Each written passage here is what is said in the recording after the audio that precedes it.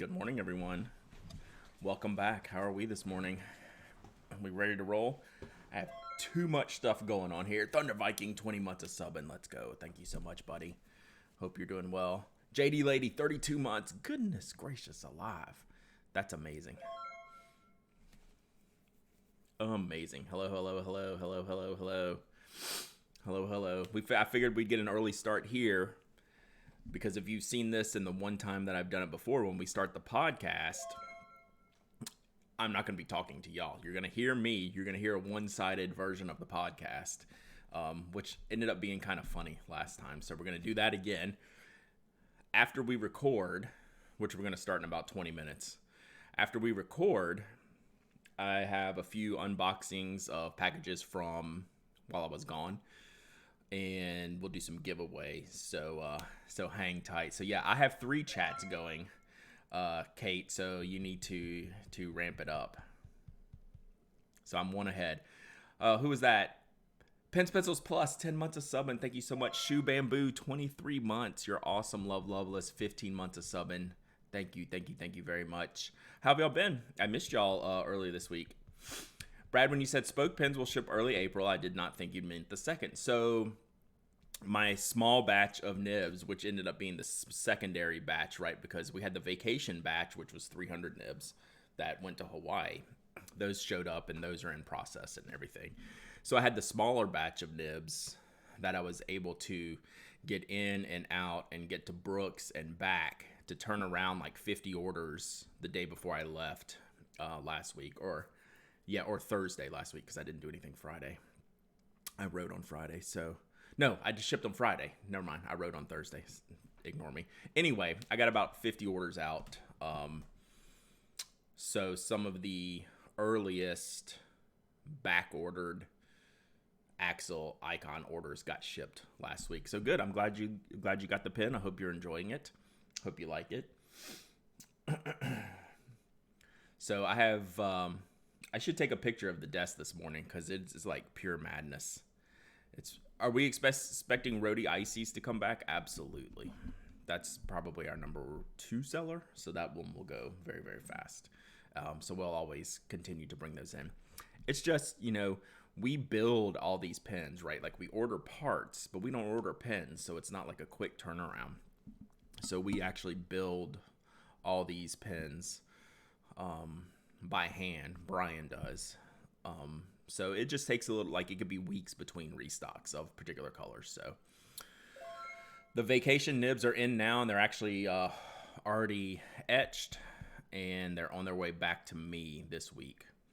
So yeah, I'll have the vacation nibs back very, very soon. I am live early because at 10 o'clock, I am going to record the podcast with Mike, and we're just going to do it live on the stream. So I figured I'd jump on while I'm doing all my setup stuff to get ready to record. So, and thanks for the 21 months of subbing. Let's go. So, oh, Mark, you got your icon. Good. You like it? Thunder Viking, you love it. Thank you so much. Good morning, Moto Lisa. Hope you have a good day as well. So yeah, we'll talk more after the podcast. So here's the question. When we go live, a little after 10 o'clock, are you going to listen to the live stream so you hear both me and Mike? Or are you just going to listen to my one-sided podcast stream? Because that could be a nightmare. Oh, and y'all don't normally see this. This is my podcasting mic. So this normally isn't on my screen. This is my stream mic is down here. Are orders open again for Spoke Pens? The orders have never closed. They're just back. You're just getting the back order queue. Post about this stream in the members Discord, so hopefully more people. Oh, thank you, Kate. That's awesome. Thank you. I have that up over on my screen, but I haven't. I have to look this way to see it, so I haven't.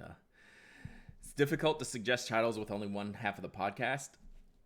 Are you saying my title suggestions are inferior?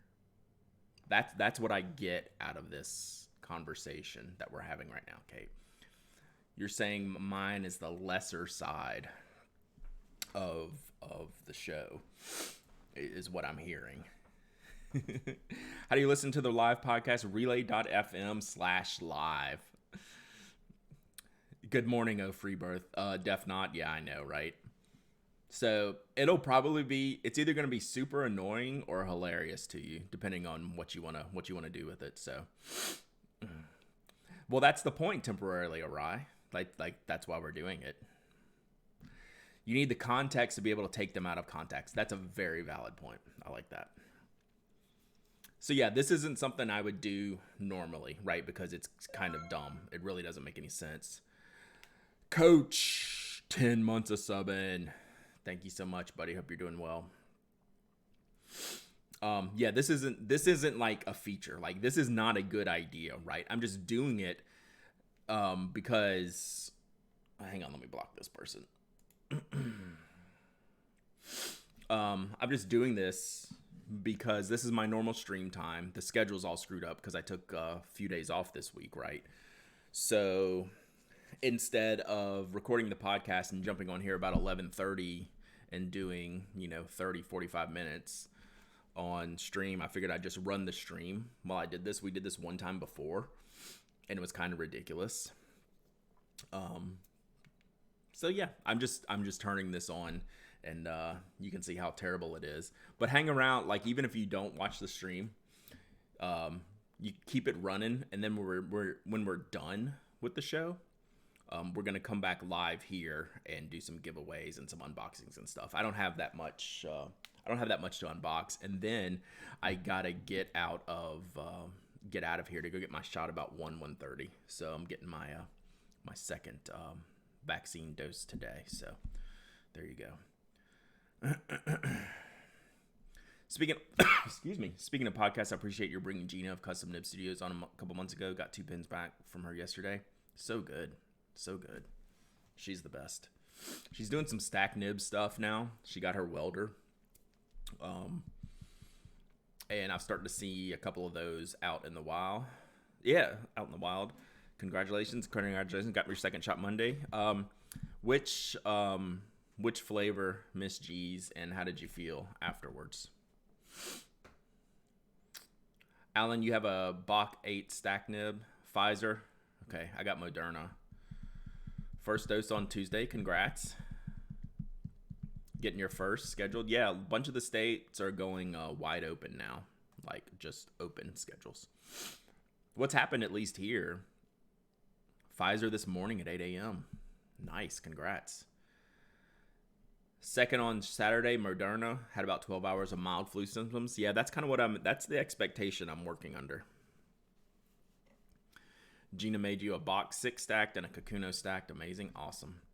Tired and some sweats, but fine otherwise. Good. My wife handled it pretty well. She had a couple hours downtime. J&J, slight headache. Okay, cool. Second Moderna was rough for 24 hours. Yeah, like, I'm building in this mental 12 to 24 hours I could be.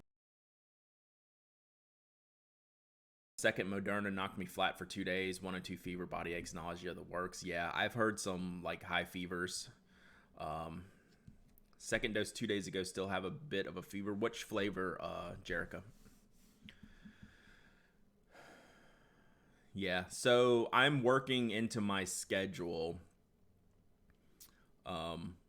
to be kind of messed up tomorrow. So Pen Addict members, I wrote a note last week saying we might be delayed publication. A little publication delay for next week, or for this weekend's refill. It'll come out. Pfizer, okay. 2 weeks from dose 2 of Pfizer. Good.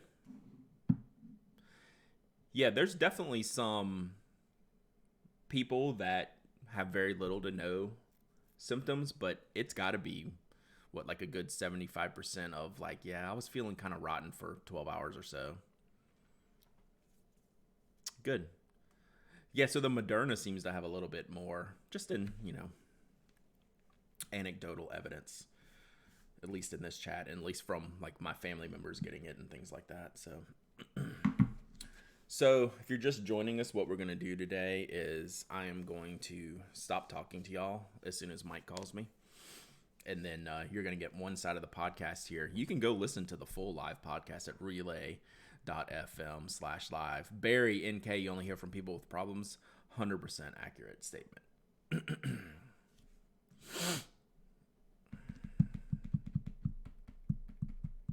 Arm was sore with the first shot than the second one. Yeah, mine wasn't too bad. My first one, I had no issues. Barely any soreness. Still a gnarly bruise. Wow, crazy. So yeah, so if you want to listen to both sides of the podcast, hit up the link that Kate's put in the chat. You will hear Mike and I do our full show. It would be cool if you just left this window running, you know, and then when we're done, we'll be back here for like 30 minutes or an hour or so. Everyone in my extended family got Moderna, and so far, generally, the older you are, the less intense second dose side effects seem to be. Good. I'm pretty old, so we're going to go less intense.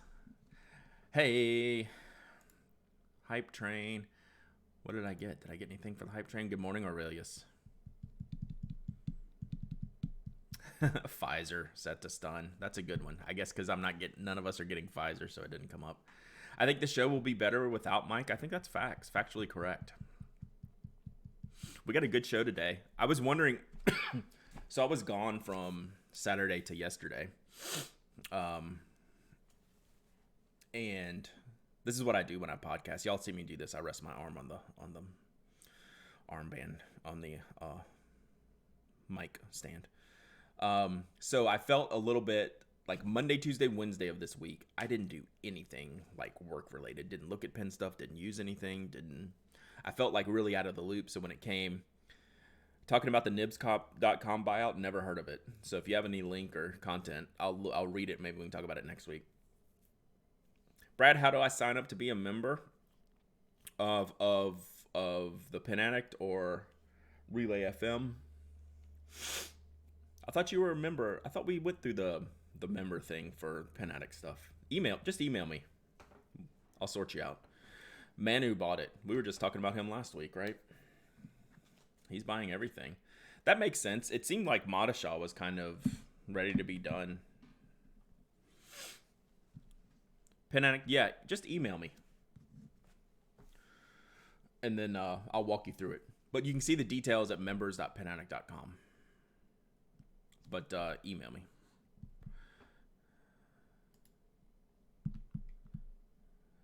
All right, let me...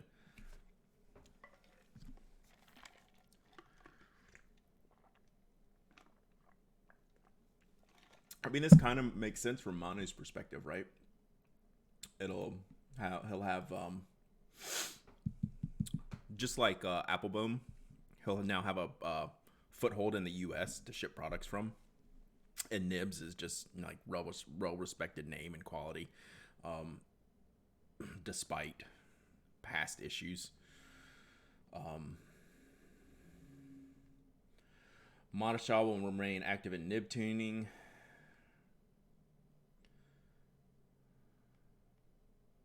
Sarah's still there.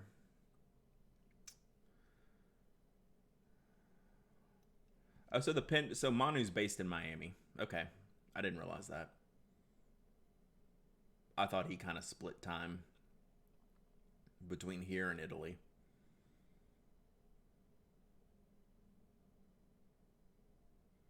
Okay. Yeah. Not much to say, really. It makes sense, though.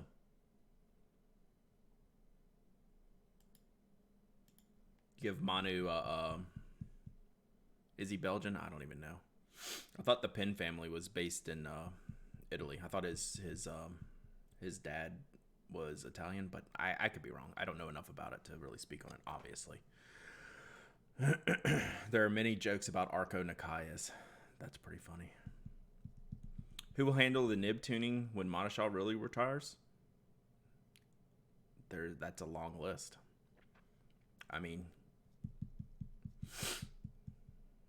I'd go to Gina. Penn family is really the Penn Hydra. That's funny. Penn Hydra. But yeah, I don't really have much to say about that. Like, that wouldn't make for a great topic. I don't know what to say. It's like a news point, but like, cool. I obviously I don't know that much about all the things. Capped Pen America. Damn it, Tam Servo. That was a good one. Capped Pen America. Yeah, I mean, Sarah's been there a while.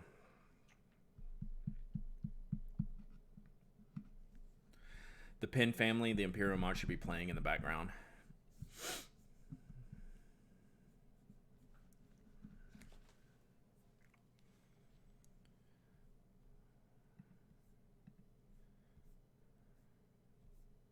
All right, let me just I am paying attention to y'all, but I am going through the doc real quick. Had a few extra ass TPAs. Did Ron's get in here? Ron's converter question. I actually spent some time looking at your converter question last night. I was going to talk about that somewhere. I think we had another question related to converters. I was going to tack onto that. Oh yeah, there it is. All right, I'm going to step away for 2 seconds, and then I'll be back, and then we'll get Mike. So talk amongst yourselves. And let me get my chat windows back up to the appropriate location. Hey, good morning, Schmevelin. All right, back in 2 minutes.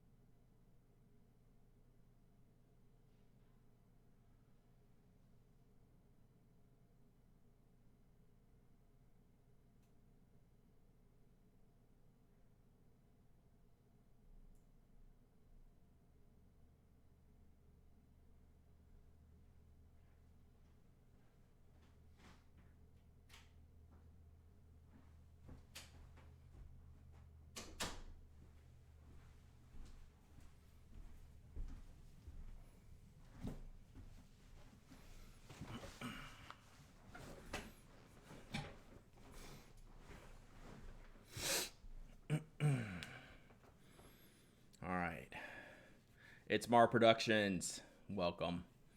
Y'all are in for a weird stream today.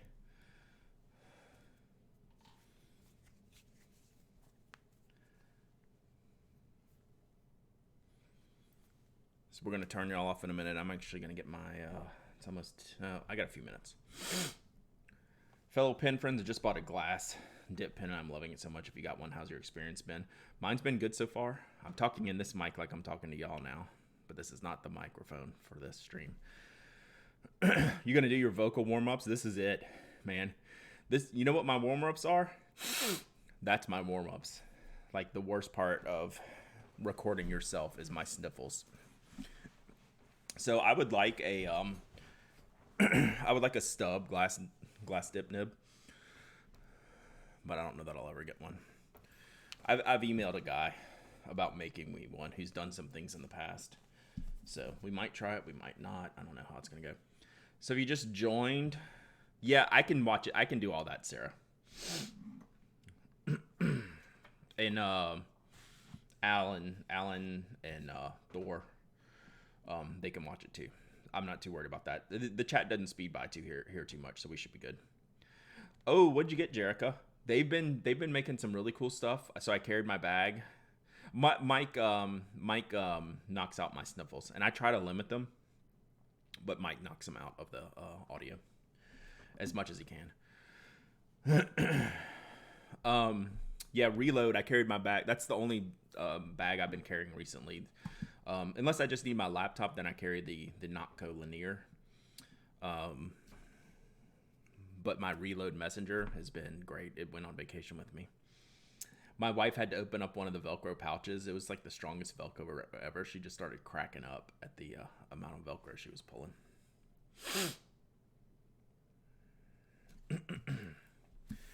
No, I can manage the chat and all that things. 2 kitchen sink saddlebags, pink, teal, and yellow. That's almost like the A1 colorway. That's awesome.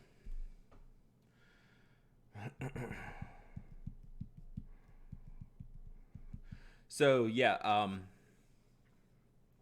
if you just joined, I think I said this and stopped. If you just joined, what I'm doing today is, since my normal stream time is Thursday at 10 a.m., but I had to push the podcast back, I'm going to be recording the podcast live with Mike here. You're not going to hear both sides of the podcast on this stream. You're only going to hear me. If you want to hear our live podcast, go to relay.fm/live and you can listen to both sides of it. Or you can sit here and joke around and figure out what's going on, and then listen to the show afterwards and catch Mike's side. So I'm just doing this since I hadn't streamed for a while. It's been like a whole week and I miss it. And then when we're done recording the podcast, we'll go about an hour today. It might be a little longer today. We at least have a full hour episode. And then after that, we'll do, hang on.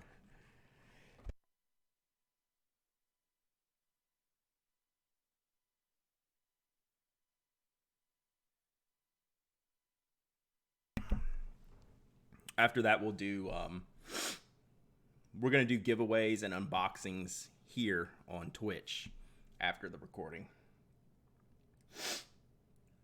Wow.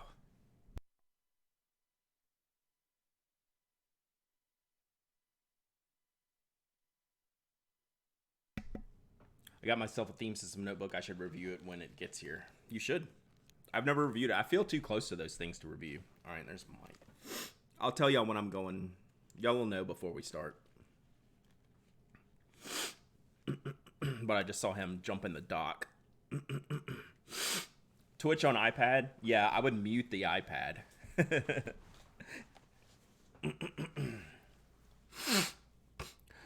La la la la la la la. I've definitely given my feelings on it. Yeah, like I'm fine doing that. I should probably do it. I haven't been using it recently. My flow got broken. That's definitely one of those products that I flow. Red leather, yellow leather. Red leather, yellow leather.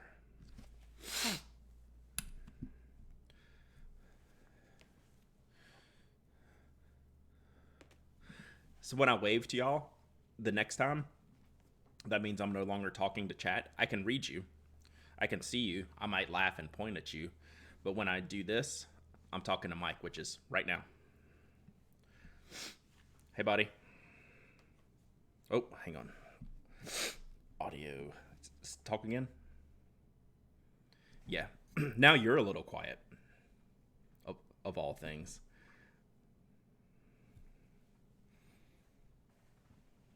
But I mean, I can... Yeah.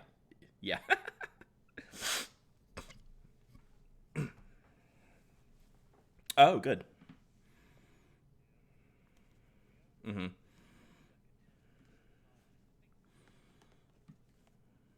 Yeah. Mm-hmm.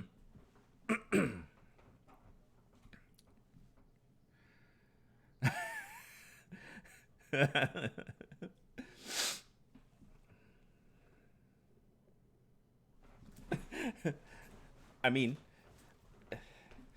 that's a shower dial, right? Like the heat and cold in the shower. Mm-hmm. That's the measurement. It's like normal to fire in the span of 1, except you have 10 levels. Unique, New York. Unique, New York. I'm practicing. I'm warming up my voice, Mike. It's been an extra day. I needed extra voice warm up. Toy boat.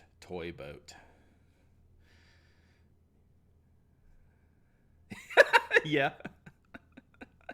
They're typing things for me to warm up my voice. because it's during stream time. So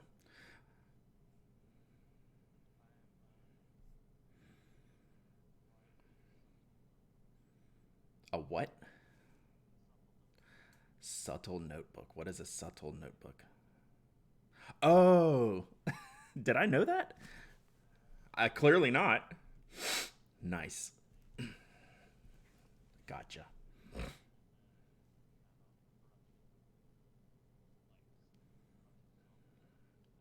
Oh yeah, I just said that out loud and we're not live, so that might have been a okay. Oh, it's on the Instagram. Okay, cool.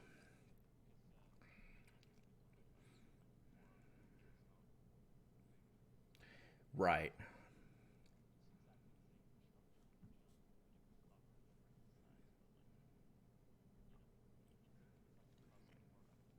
Yep.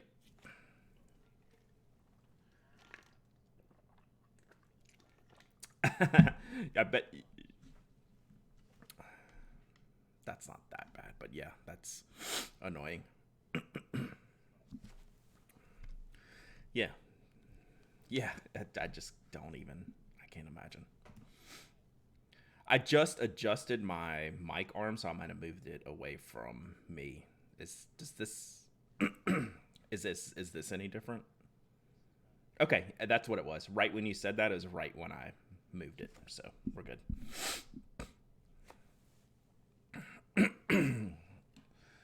We should just go live since I'm already publicly speaking. You good on the show doc? Show doc looks good. Yep. Oh, what did you want to do for automators? Okay. Yep. Okay, good. Okay. All right, hang on. Sorry, I'm a little nasally. I just had like a sneezing attack right before you called.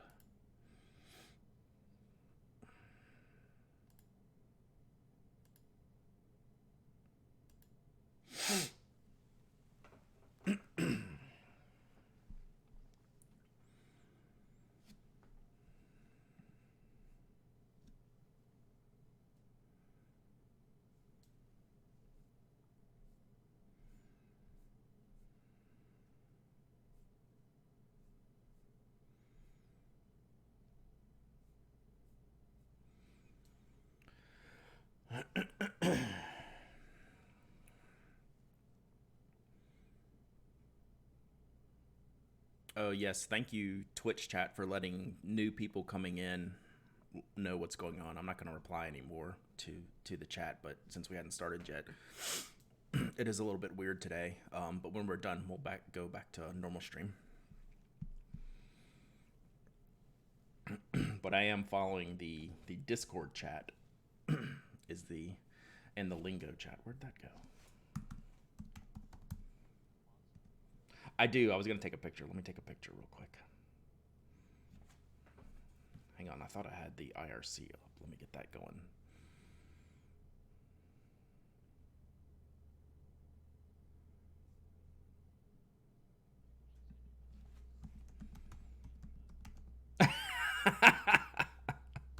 That's the real. It's the real top secret experience. All right, let me take a picture of this, then we can get going.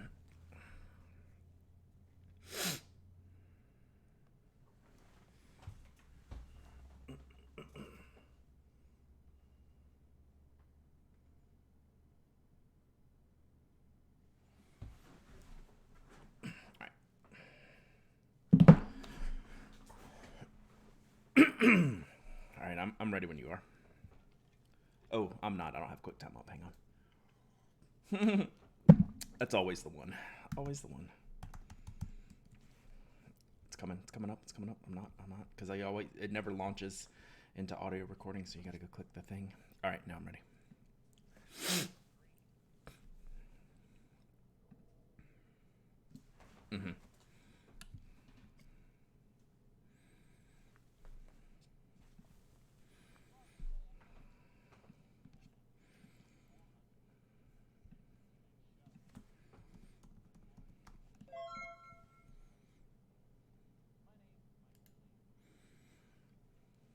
Hey, Mike Hurley, how are you today? I'm good. I feel a little bit lost, not just because we're a day behind in recording, but I feel like I'm doing follow up from like 2 weeks ago. Because last week's episode was just, we're going to go with Chock a Block, Mike. It was a very full, fun episode, and this one is too, but there was like two or three items I didn't even get to last week that I want to make sure we get to today. But before that, just want to make sure you're good. Everything's good with you.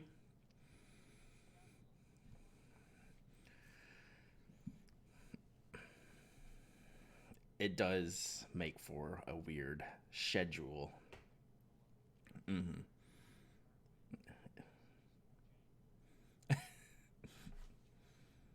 I took basically, I was gone for like 5 days, 2 days of travel, but like 3 days of just doing nothing. Like it was nice. Like, so I was a little worried when it came time to make these show notes yesterday. I was like, I'm not like dialed in. Like you gotta stay dialed into the pen world, Mike, and know what's going on.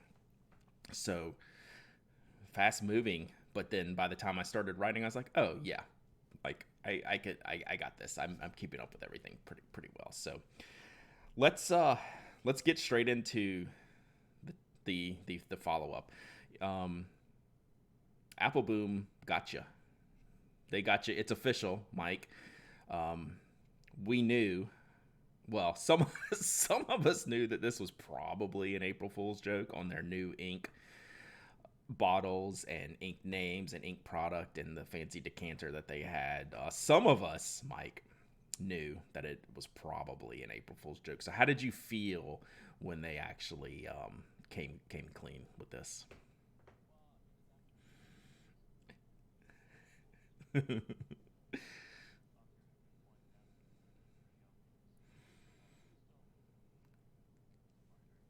Mm, pure marketing stunt, right? So, um,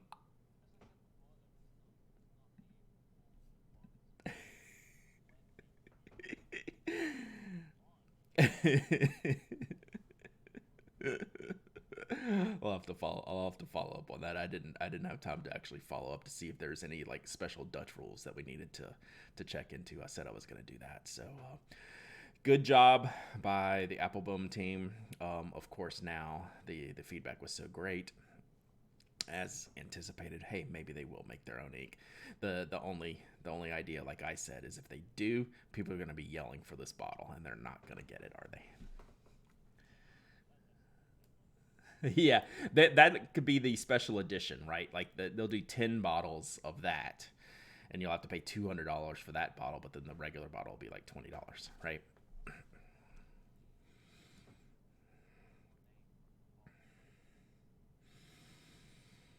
Mm, oh, maybe. Yeah, there was a wax seal one. I'll have to. That would have been my first guess. I would put them up to it, right? They would be the ones that could do this because they already have that premium line, right? Mm-hmm, mm-hmm, mm-hmm. Okay. Mm. I see. I would disagree. I would if there are no rules, then they're playing within the rules. Mm.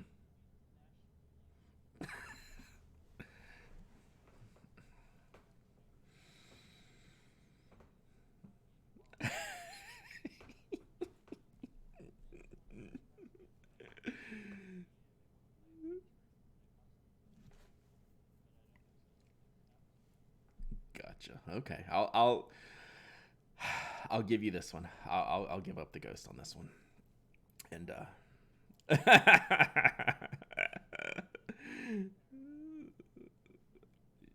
yeah, yeah. Fair enough. The one I did settle another argument between two episodes ago and this episode. Mike is I did send Caroline Weaver of CW PE, Caroline Weaver Pencil Enterprises, a cease and desist about their use of orange on the new website. So I would like to read the letter my attorney sent to them real quick. So, are you sure? Are you sure? I think this is. Dear Caroline, I would like to take this opportunity to discuss with you the usage of the color orange in your site redesign. In the online stationery realm, I am the current owner of all shades relating to and representing the color orange. Please see to it that all images and references to this color are removed from your site post haste. If not changed by April 1st, I will have no choice but to escalate this to my legal team at Citrus, Orange, and Tangerine Esquire for further guidance on how to resolve this matter. Thank you for your consideration. So yeah, I guess I did write it.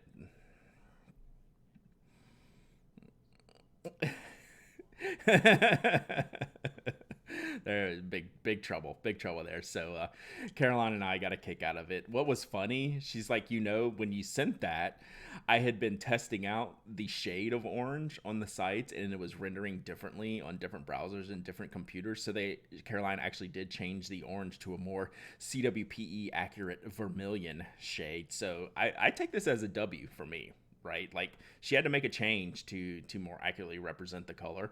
I feel like this was a win for me. I have asked my law team of Citrus, Orange, Tangerine to stand down.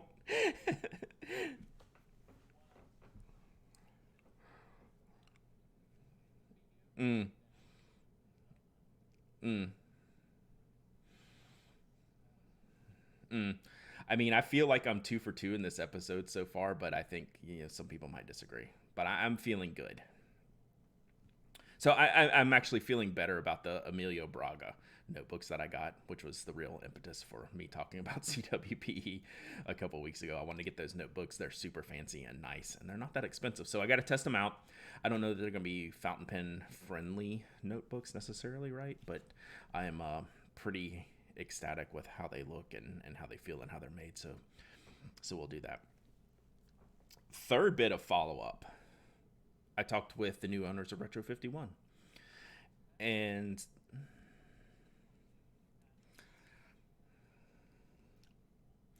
well, we've had an email chat, right? So we've done emails saying, hey, here we are, just wanted to say hi, give us a couple months. Because we were talking about, like, wanting to talk with them, maybe interview somebody. And they're like, give us, let us get settled in a little bit more. Because we contacted them, like, the day of or the day after the announcement. They wanted to get settled in. And what I wanted to do was just have, like, an introductory call. So we set up a Zoom. There was 5 of us, myself. And then it was the new owners, which are Adam, Jeff, and Joe. And then Richard, which is, Retro 51's long time designer. That's who I work with the most, is Richard, when I'm working on a product or if I have questions or need something.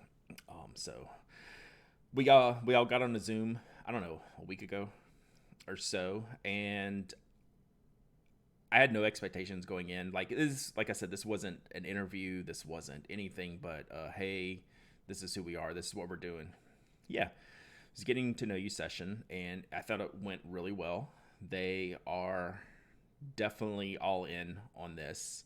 I felt like my curiosity is, and I think for a lot of people is, what's going to change, right? New owners. Let's see, are they going to change things? And the feeling I got from talking to them is that there will be almost no change in what the outside world knows as Retro 51, is the feeling I got. They wanted to be a steward of the brand, right, of the existing brand, and see it forward to continue being what it is right now, and then continue that on. Not, put their own stamp on it, right? Not say, hey, we're Adam, Jeff, and Joe, and this is our version of Retro 51. They want to take Retro 51 as it is, continue the successes that they've had. One of the things they mentioned, which, they didn't have any control of the number of launches last year, and they know that was far, far too much. So I think we'll see a more normal Retro 51 cycle going forward. I hope we do, right? Yeah, clearing the ledger. Yeah. Mm-hmm. Mm-hmm. So so now I think they're in the position to move forward. I think we'll see some work on some of the existing popular lineups that they have. Um, I've done a Retro 51 Pen Addict model for 4 years in a row now, I think. And I was thinking about just skipping this year. Number one, because I'm busy, and number two, I was like wanting to see. Let's just see how this goes, right? And now I'm more leaning back to, well, I've got a good idea for a pen that I want to make, so maybe I will work on that this year. So we'll see. But anyway,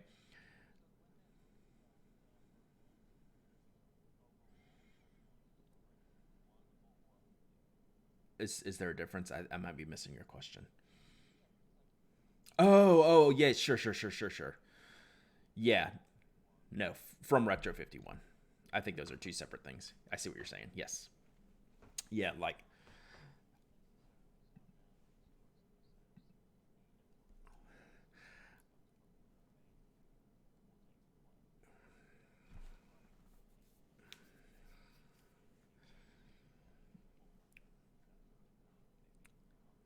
I think that's a fair reading of the situation.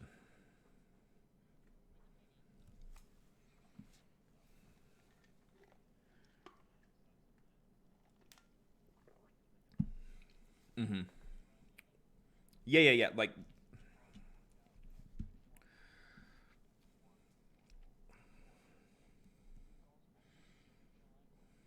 totally. Yeah, I agree with that. So it wasn't mentioned specifically that there was like a separation of that. My gut tells me more the stock versions of the releases. I don't know. Yeah, we'll have to see if the custom versions get metered at all. Like I don't know. I didn't ask that specifically, but that's actually a good question. I should follow up on. So I think that's fair, right? Do we at what point do we turn away or at least hold or delay some of the business just to ensure that the overall brand itself is healthy, right?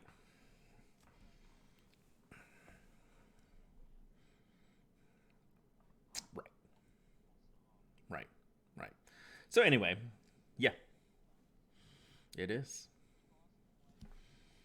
I didn't.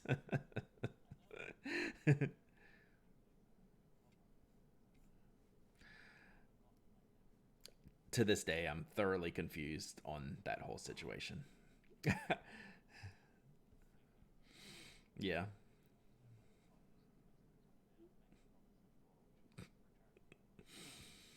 click ones. Yeah, hmm their clicks were always a little rattly, so I'm okay with that.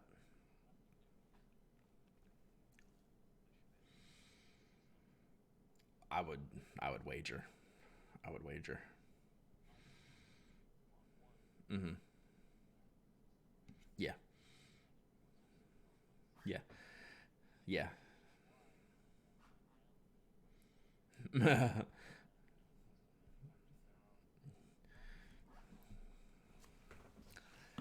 Yeah,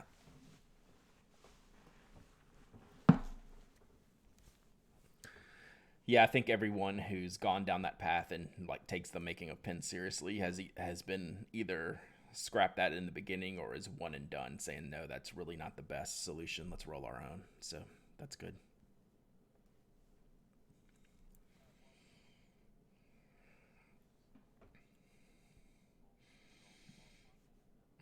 Hmm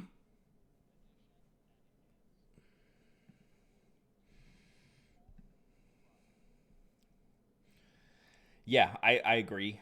Like this, the nickel plated or what is this? I don't know what they call this. The darker pewter or nickel.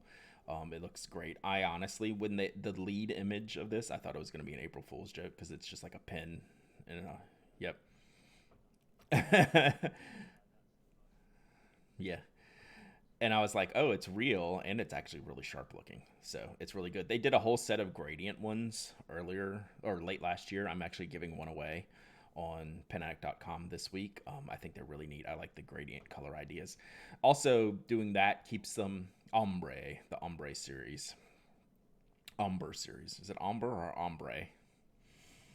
Yeah, I think it's Umber, but I don't know. Chad will let us know. But anyway, cool series, and those, if you do that, that keeps the price point lower, right? So you can, these are the more, not the starter, because you can still get tornado lacquers for cheaper, but like if you're getting into store brands and things, this is like a better price point. Than once you start getting like the serious artwork and stuff like that, you get up into the $50 range, which is still really, really good. Let's do it.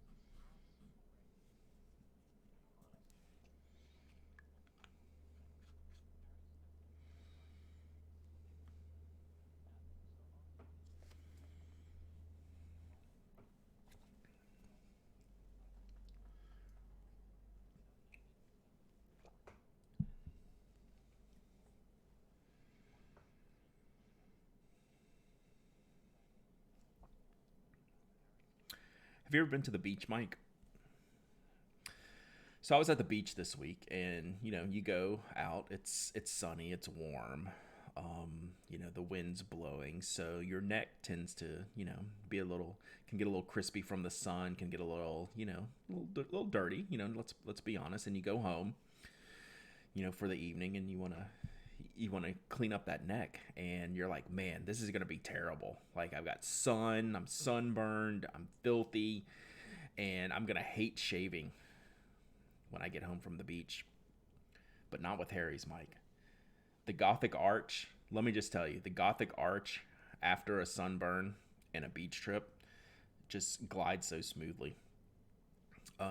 And the Harry's shave cream that I use, it just makes for the perfect shaving experience, no matter the events that took place on the beach. Mike, I can just, I know that Harry's is going to take care of me when I need to look my best.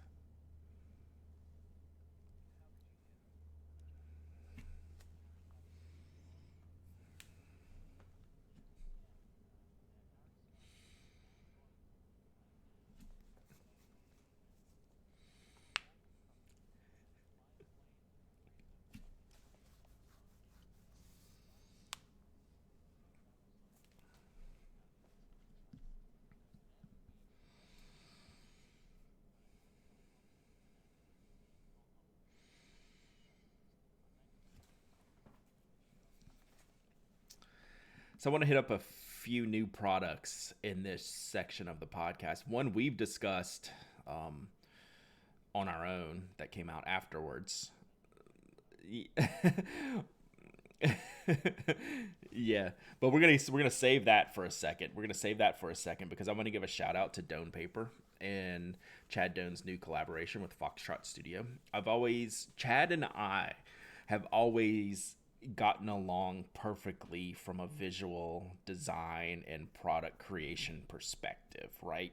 Like, I would just trust Chad blindly if I needed a thing and said, Chad, will you make me this thing, and not give him any details. I know it would come out exactly how I want, because Chad and I like think the same about these kind of things. So seeing this Foxtrot Studio collaboration, like, they look great, right? So Foxtrot is Tone Paper's based out of Kansas City, and Foxtrot's a local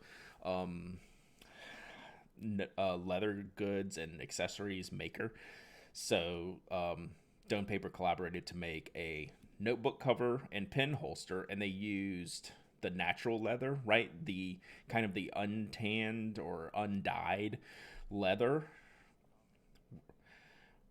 Right. Those are the ones that age like exceptionally well. Like you get brown leather stuff and it like you see the wear and the age on these, but these really take over all of the colors that you want to see in a broken in leather goods product. But my favorite is the 3-hole binder pouch because I just love a good basic pouch, right? That's my kind of thing. And even though I don't own a 3-hole binder, right? This is a throwback to those school days where you had your 3-hole binder and you had a little pencil pouch in the front of your binder and, just kind of had an all-in-one type of situation going. It's a throwback to that in the design, but the way these are put together, it's just really cool. And this one is denim. And I've got one, I think the first one he did was with a brand called Winter Session. I tried to find a picture online. I'm going to have to go take a picture of it. I could not even find a picture of the one that I own online anymore. So they've gone through a few series of these. Like there's some other Winter Sessions out there you can find, but the one that I have is different than any of the ones I've seen online. So I want to take a picture of it and share it. But it's one of my favorite pouches to use. It carries like my tier 1 pencils, right? Like if I'm looking for like a Blackwing 602 or a Caran d'Ache Stinkwood or a Tombow Mono 100 or like any of like my top tier of pens, they go in this pouch with a couple of sharpeners. And like if I'm getting in a real pencil mood, I'll just grab this pouch. So I've used this for years. I highly, highly recommend them.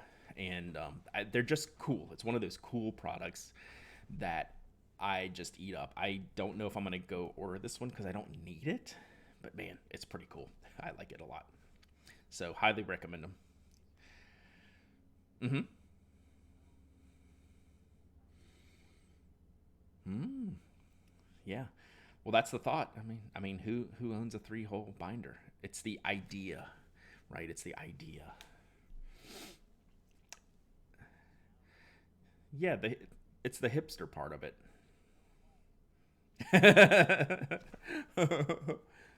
Yeah.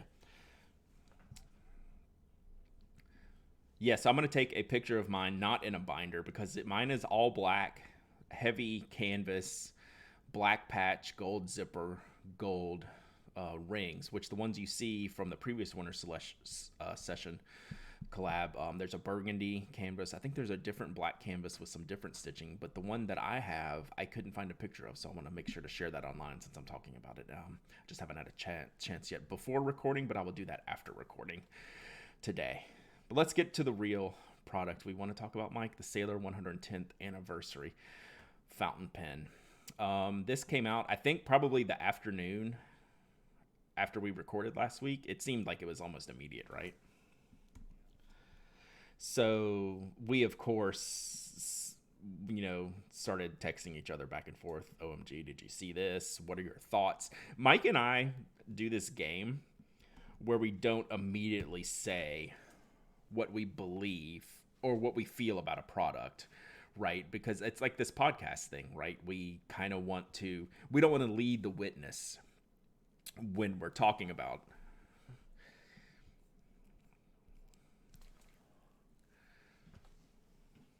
Yeah, and same here, right? So we kind of like beat around the bush saying what we like, what we dislike, and then in the end we both say just kind of generally we get there, right? Like, oh, I really love it, or oh, I can't stand this. This is terrible. Whatever. What did you think about this pen?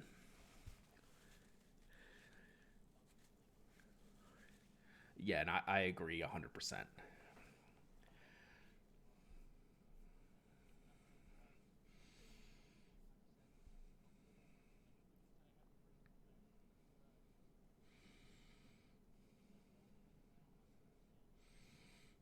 Mm-mm. Yeah, there's one that's 100 and one that's 1100, or two. Mm-hmm.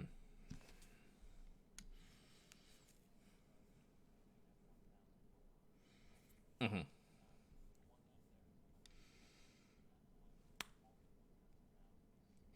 No, I think it's like 5,500 US, like $5,000.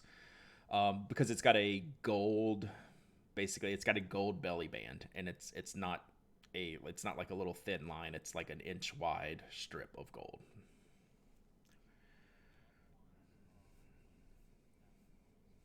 Yeah, I think a little over 1,000.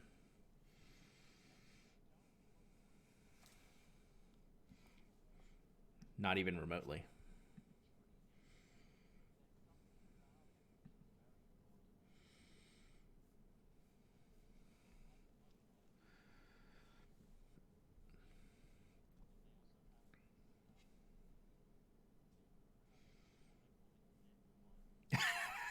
It's a great, terrible name. Yeah, go. Yeah, remember Google Translate.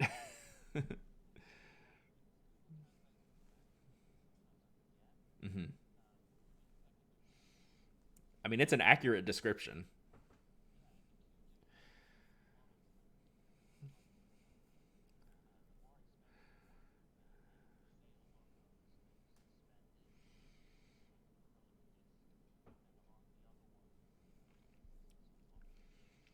Hmm. Yes.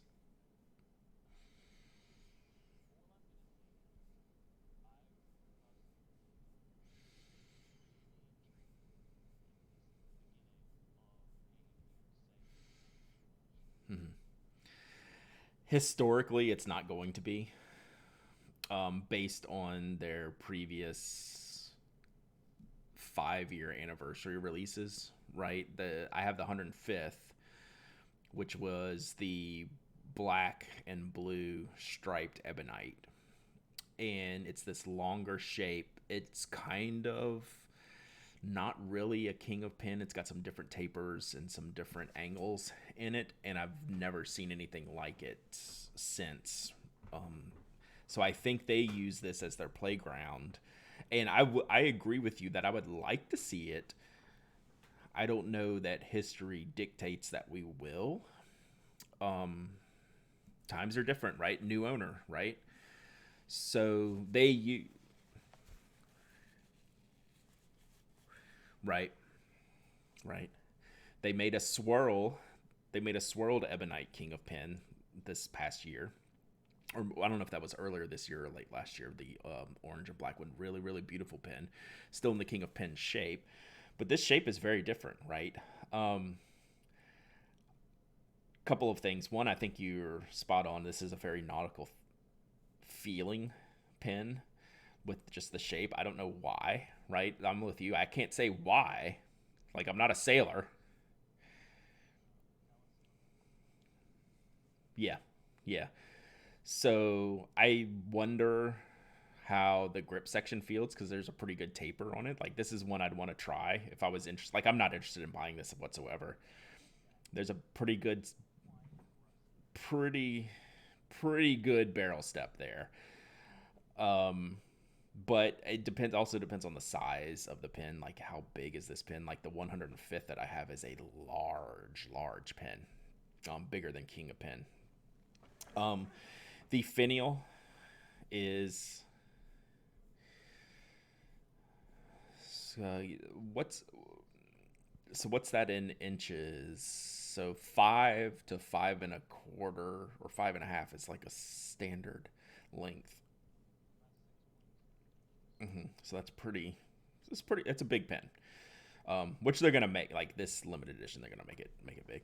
The finial is definitely a love hate thing, right? I'm with you where I love it. I love both styles, like the floating anchor on the expensive end. It's the expensive one, or yeah, or the flat gold anchor on the other one. I'm good with either one. Like, I've already liked the Sailor Lighthouse look, right? That clear ends on the pen. So this is a different take on that. What I really like is, I don't know what you want to call it. The ring around the top, like just under the finial, like the way it pokes out, like it's not a roll. Is it a roll stop? I don't know that it would stop anything. I like that design. I could see, give me the traditional flat anchor finial with that roll stop and like a pro gear, right? With that type of, this type of design. Um, but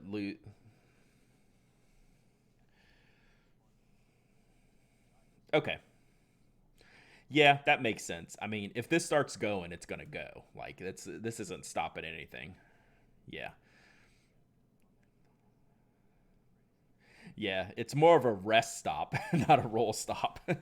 So if it gets going, it's going to go. But overall, I'm 100% with you. I think this is a great design. I would like to see even a small feature of this pen, make it into other pens. Like the nib design is new, right? Just they don't have all the scroll work. It's a simpler but neat nib. You know, it's got the 110th stamping on it and things like that. The new logo works well in the sizes that it shows up on the pen. I was a little concerned in general. I think the sailor word mark is a little weird still, but the anchor I think works great. And then there's an ink, Mike. So the Sailor Blue Dawn ink with this, it's, I don't know that you'd call it a blue black. It's definitely oceany. It's very, very, very pretty. So yeah, I love it.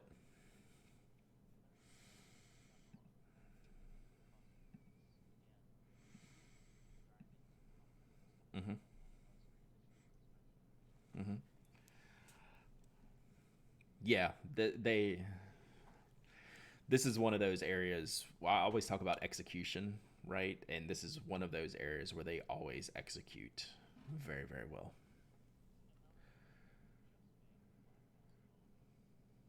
Hmm.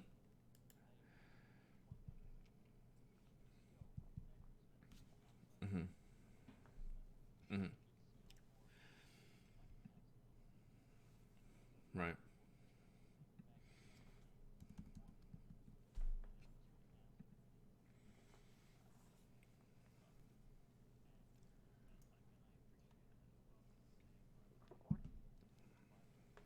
Right.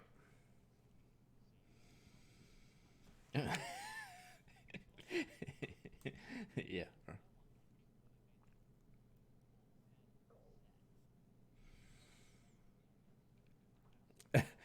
Well, let's be fair. There were two tiers. The problem, the second tier was still insane. Was the second tier was still like 5 grand. So yeah, I'm with you. That's pretty cool. So yeah, good job by Sailor. Like talk about like there's always something. That's we get ragged on for talking about Sailor all the time, but they're always up to something that's worth talking about, in my opinion. Yeah, yeah, and it doesn't mean interesting good because we'll talk bad about them just as much because there's so much. There's so much. All right, Mike. Speaking of expensive pens, I've got a problem. So we had this weird conversation with my wife on vacation. I can't remember if it was we were.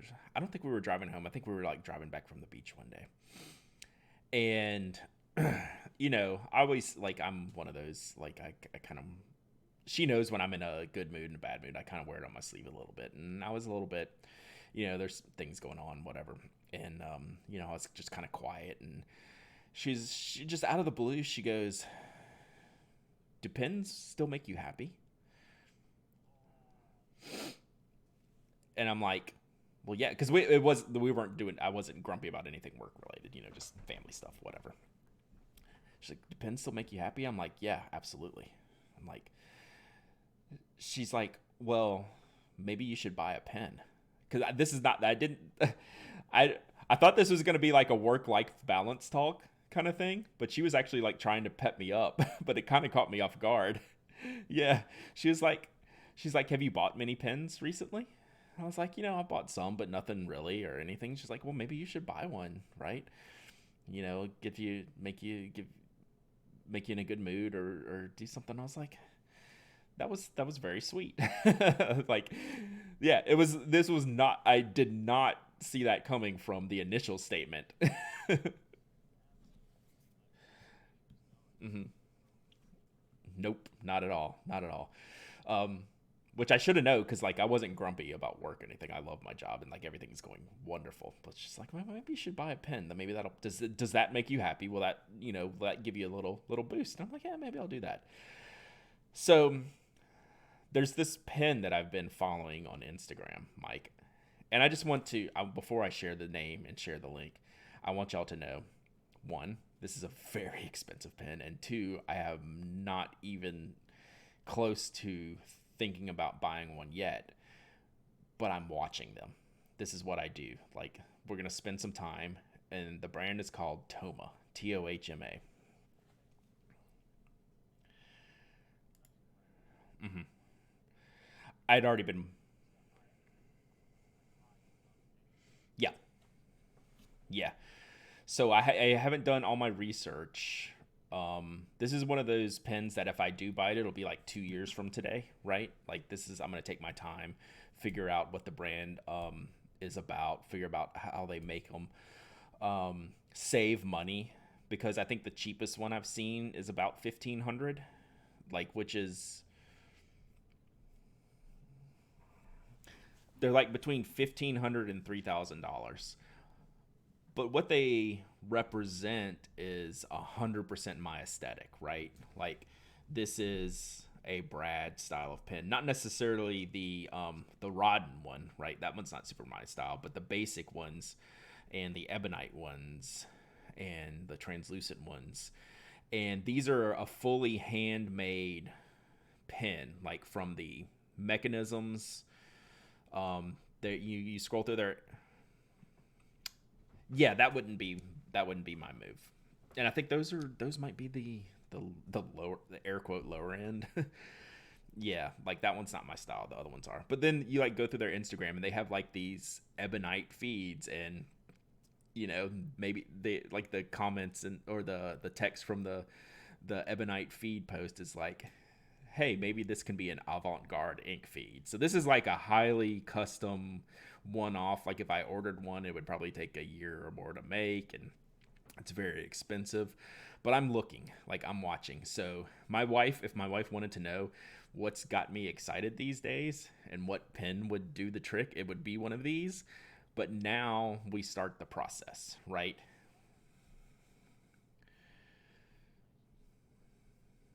It's 100% the logo because the logo. I'm gonna go with Toma, but I don't know for sure. But mhm,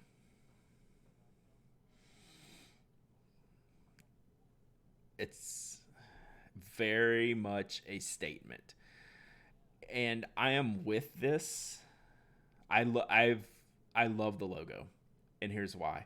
This is such a small batch kind of piece of art that I'm good with the artist wanting you to know, hey, Toma, right here.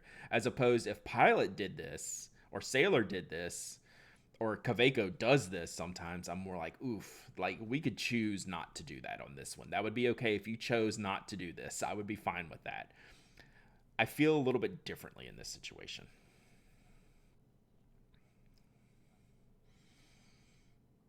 Right.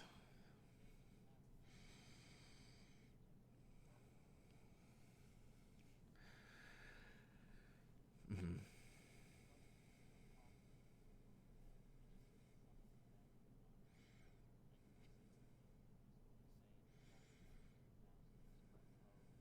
Mm-hmm. Yeah.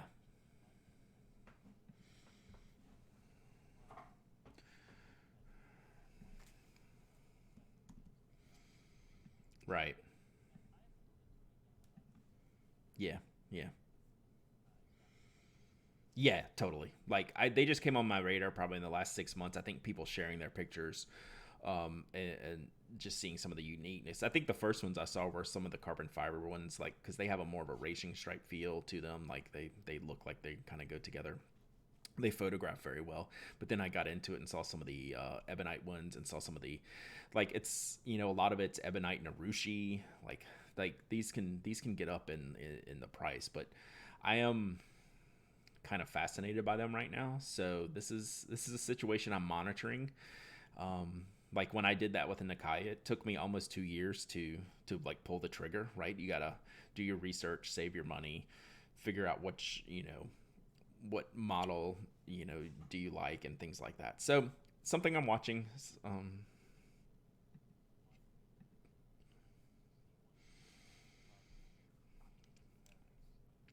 Maybe Tokyo 2022.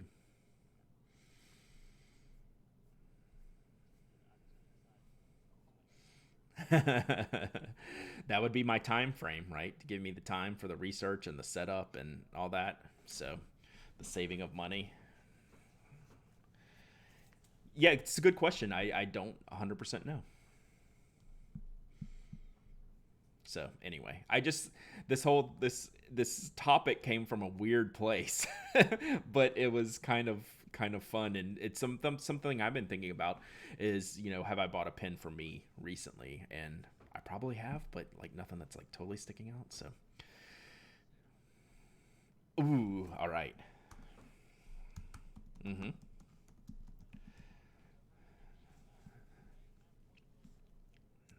Nice.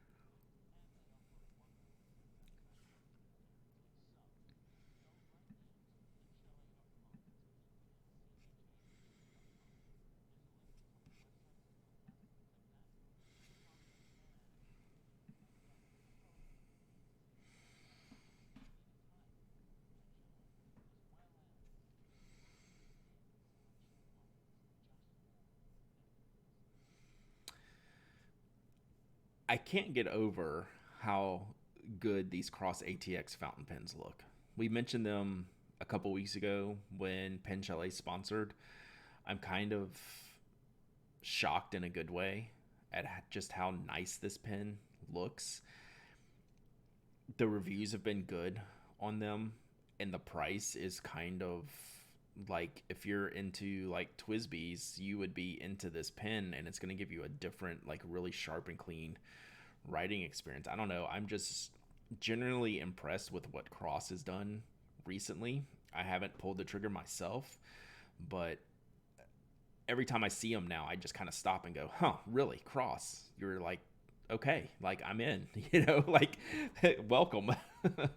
Welcome to the fold, Cross. So I think that looks pretty sharp. I'm also interested in the Pilot Night ballpoint pen from this perspective. What refill does this take? So that's will take a little bit of research. But if you can fit even a like a G2 in here, they're saying this is a ballpoint pen. Depending on the refill, like Pilot's ballpoint refills are fine, but as pen addicts, we always like a nice barrel where we can manipulate the refills in them. For the price that this pen is, to be able to manipulate your refill in it and use this as a platform, it's com- it's dirt cheap. Like it is for a an upgrade barrel. Okay, yeah. So what's funny is Pilot has a few proprietary refills and then a few kind of universal refills, which is so strange to me. So yeah, so maybe it's only the Pilot one, but I would like to look at that further and see what the shape of that is.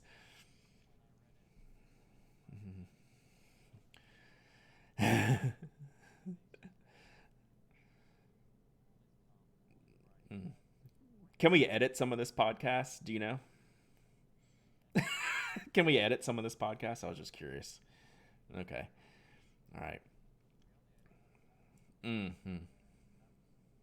Okay. Okay. Well, it's funny what you're about to say was the next thing I was going to say, so you do it. Yeah. Yeah.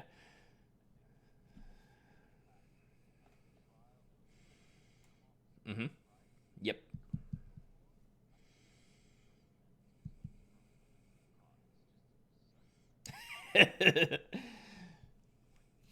It's like gift with purchase pricing is what it is. So it's fantastic. So yeah, man, gosh, these cross Star Wars rollerballs too. Okay, get me out of here.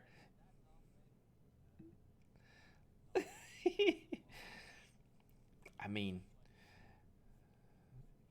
yeah. What are the? There's a name for this pen. It's like the snap barrel mechanism that they use, where it's like a short long. Yeah, it's like a short long pen. It's great.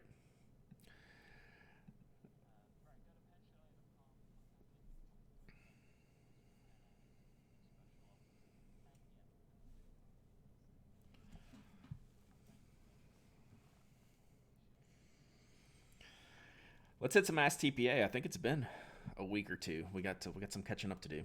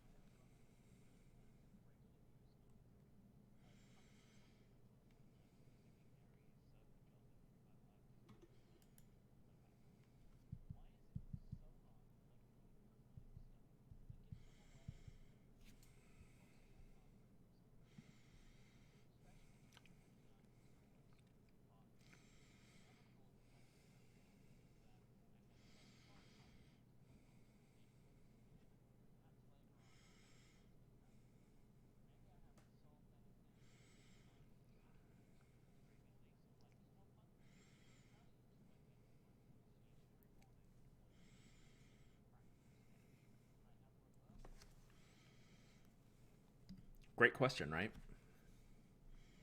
Yeah, we. I think we all have this. I have this. This is probably one of my main. We're gonna go with issue. I'm just gonna go straight up. One of my main issues. Okay, you go.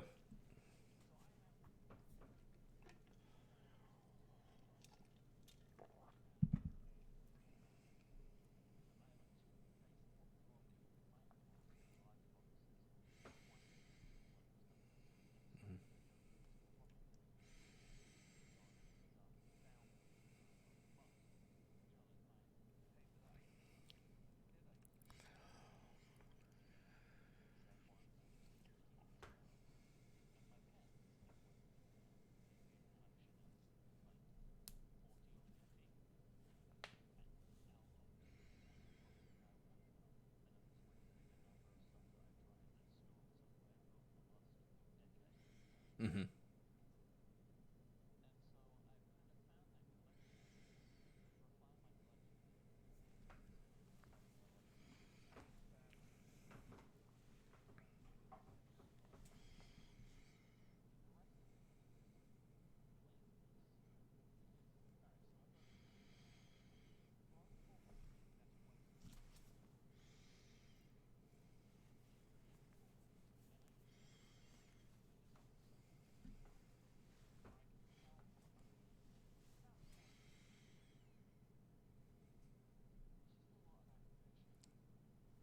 Yeah.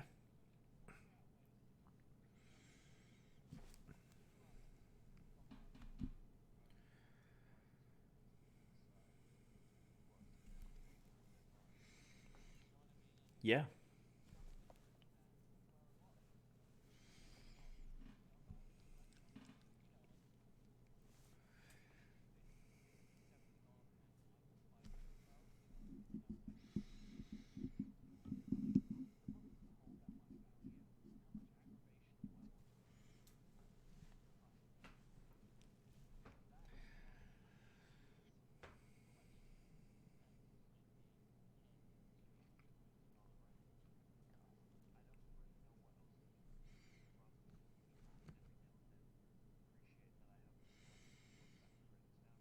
Hmm.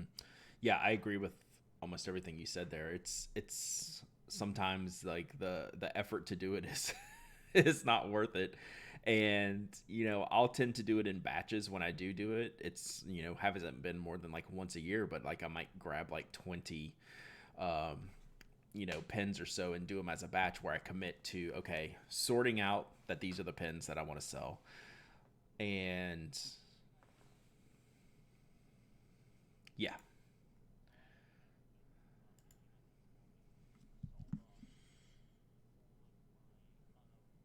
Hmm. Yep.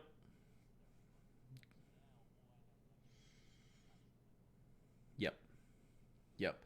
I just think, you, some days you just have to just like rip off the band-aid and do it, though, because you end up in this situation, that Brody's talking about. And the hardest part is deciding what to keep and what to let go. And I tend to just let that happen naturally by how much I use something, right? No matter if, like Brody's saying, oh, well, I got this for a really good deal, like I should keep it. Well, that's honestly that's not a good reason to keep something, right? The best reason to keep something is it means something to you, or you use it frequently enough to keep it. Everything else needs to go, and I'm super guilty of not making everything else go, and I need to. So the one thing I can tell you that I've learned from a couple of sales that I've done is I've never regretted selling a pen.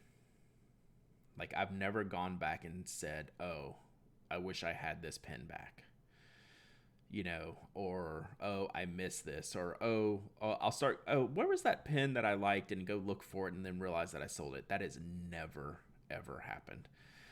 So it's worth the effort, in my book, to go through, pick a day, pick a Saturday afternoon, sit down and sort these things out, and go ahead and sell them, because now you'll have some funds in your pen fund to pick up the next thing, because there's always going to be something new. That's where our FOMO gets us before we get to, what is it? Folg. Folg doesn't really roll off the tongue as much. But yeah, that's the fear of letting go. I always justify things was like, well, I can use this as a reference product for reviews, and I can, oh, it's got this, different material, or this strange thing with its filling system that I should just keep handy. And I never use those for comparisons. So you got to take the opportunity to clean house. Once a year is enough. Just do it, run through, make it an event, get rid of the stuff, and I promise you're not going to miss it.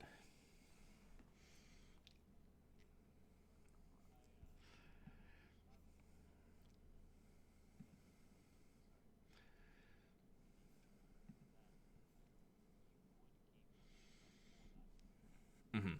Hmm. There's a few. Hmm. Yeah, like I have a Mont Blanc 149, right? It's the big, you know, kind of landmark classic Mont Blanc pen. I just never use it because it's not my style. But I keep it because, well, we've used that to measure slots in Notco pen cases, right? Because it's a very, very large pen. It's going to cover like 90. If you can fit this, you can fit 90% of the other pens. I keep it because of the nib and the look and the style, to compare it to other, pens. And I keep it to for measurements. Yeah. Mm-hmm. Exactly. So that's a pen I never use, that I'd be happy to sell, but I keep it because of reference purposes. But then there's been plenty of other ones that I've sold because of that. So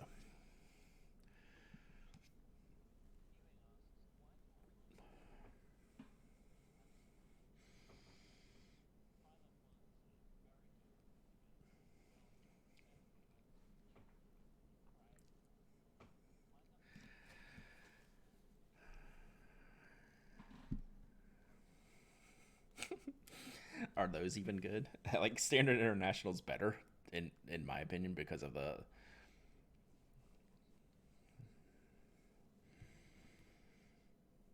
yeah, that all converters are terrible, but we all love converters because of the convenience, so we end up putting up with them. There is true. I mean, and they're essentially you got to treat them as disposable items. Unfortunately, they're about $8 each, like for Sailor, which is just asinine, which makes the worst converter and charges the most.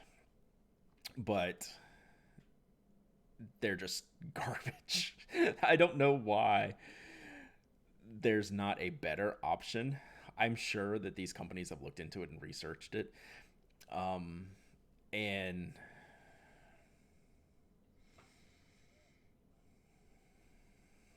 yep.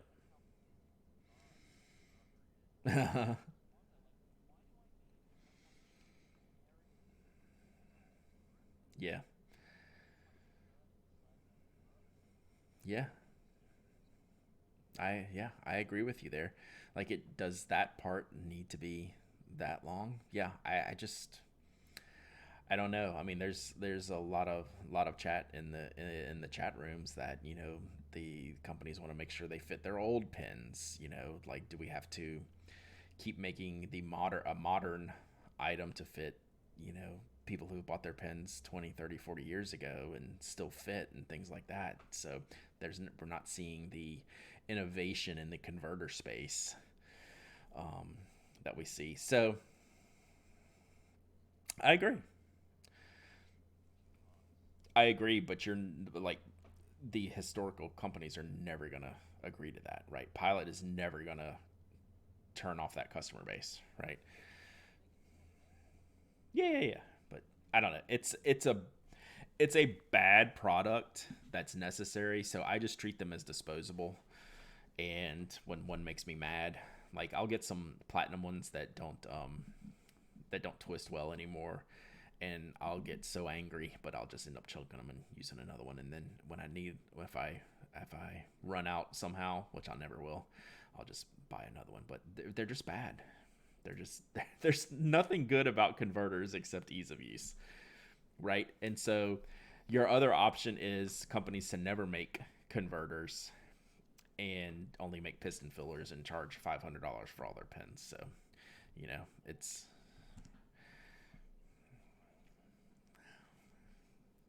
yeah, yep. So there you go. Yeah, it's there's no good answer to this. They all suck.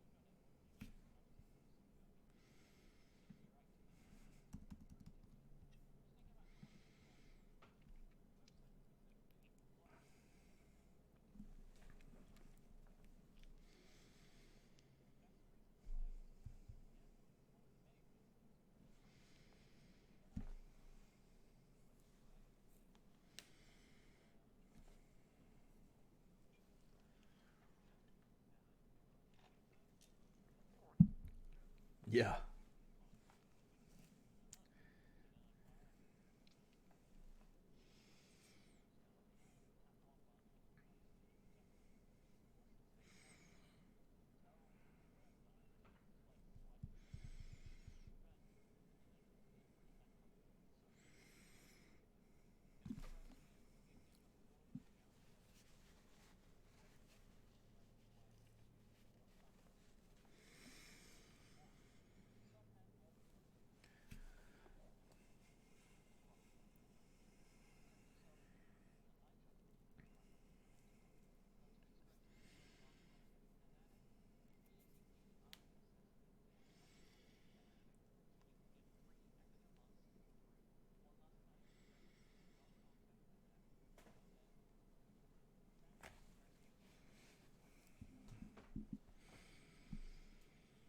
I love this next question.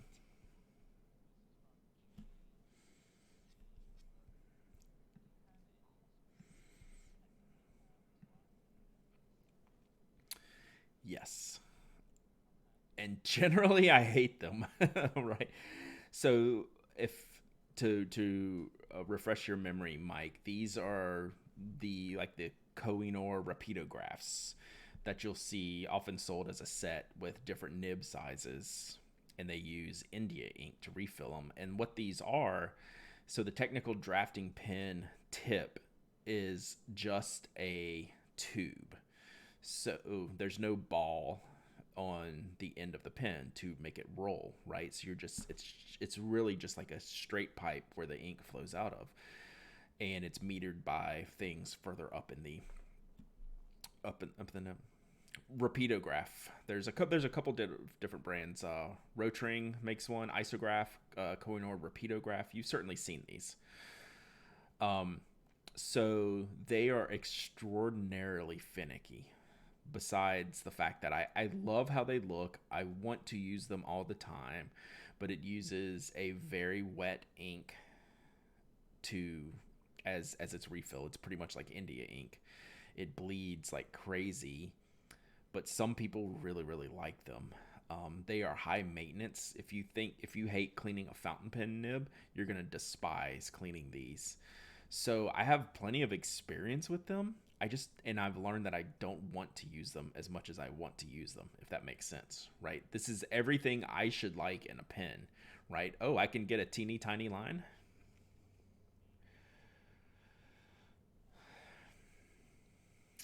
Yeah, inking, technical drawings, things like that. You don't see them.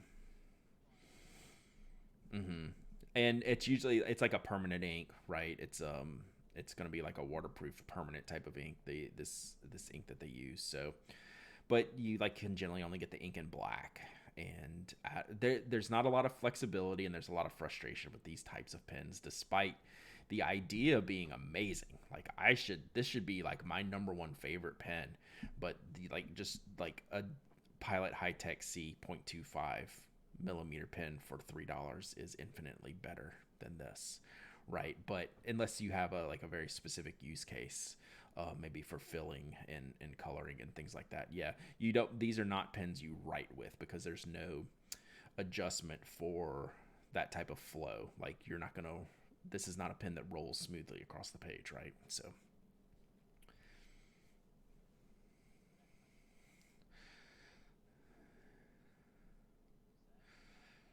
just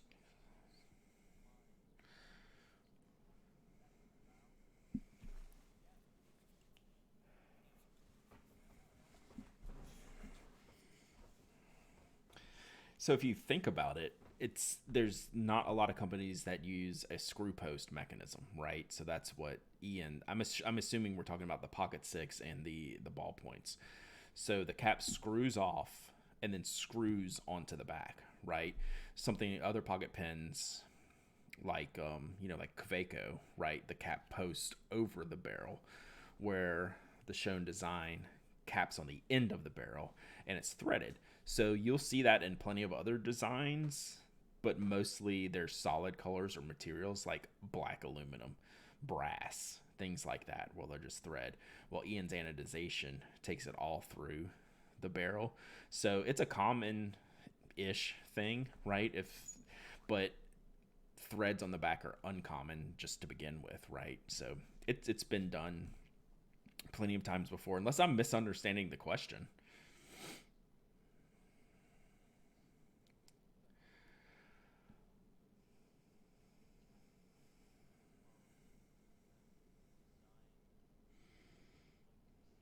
Mm-hmm. Mm-hmm. Mm-hmm. Yeah.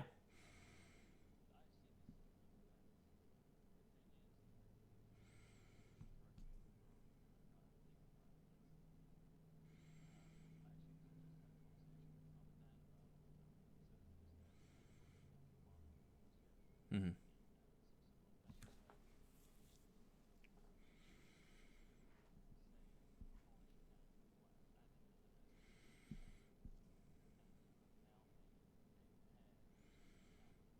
Mm-hmm.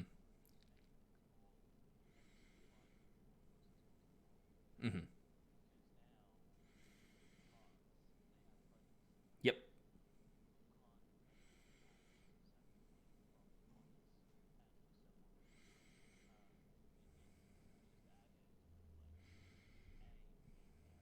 Right.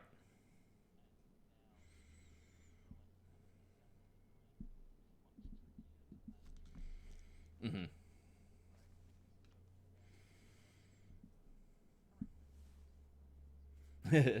Definitely.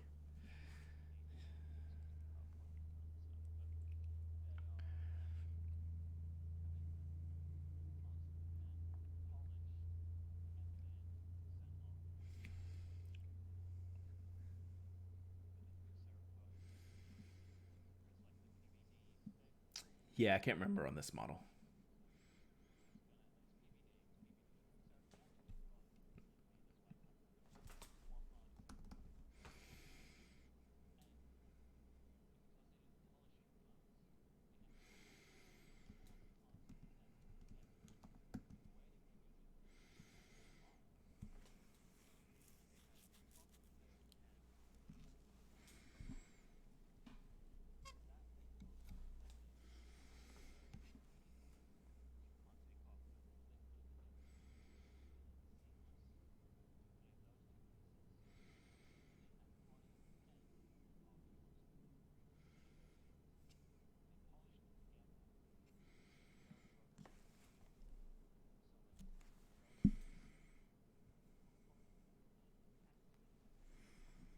Yeah.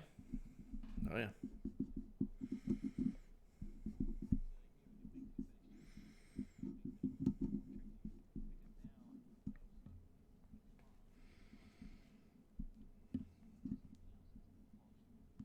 Yep. Totally. Like we experienced that with all the colors we do for Smoke Pen. Like they have to like match.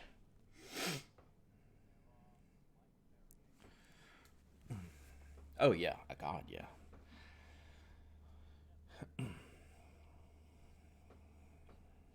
Yeah. Yeah. I think this question is more just on along the shape of the barrel line with the cap posted, and I really just think it's threaded barrels, like the Kaweco Lily puts another one. I think it's just it's the screw piece allows for it to be flush because you're not sitting over the barrel. Like the cap's not there's no ledge there or anything like that. So, I'm interested about this next question though.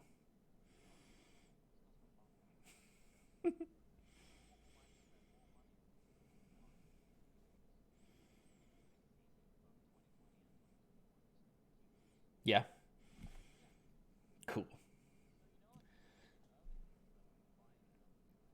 Hmm. Yeah, yeah.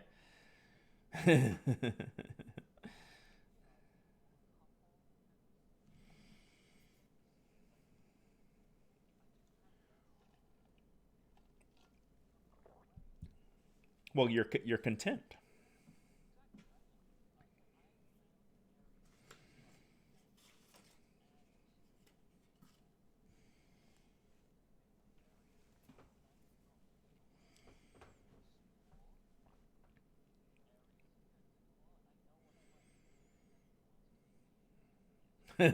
Yeah.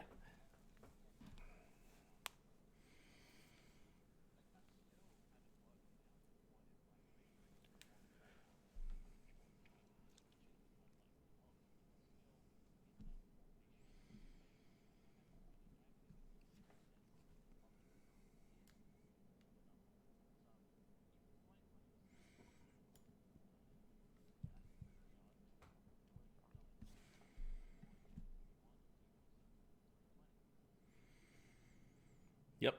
Yep. That would have been my guess too.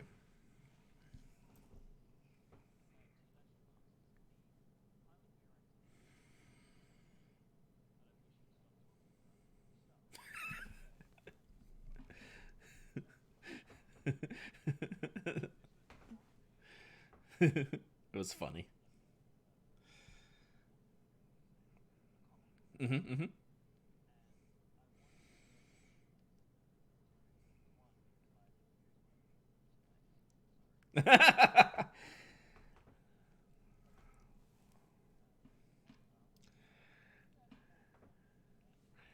Yeah, but it's been a while. Like not any time recently. And when I do, it's more of the gel pen, pencil, rollerball, ballpoint style than a fountain pen, right? Things I can get from some of the Japanese sellers that I can't get over here in that market where I know like there's a safety net of it working and what I'm getting as opposed to a fountain pen. I don't know. I'm trying to think if I've ever bought a fountain pen from eBay, and I don't think that I have, but I've definitely bought. Yes, sir.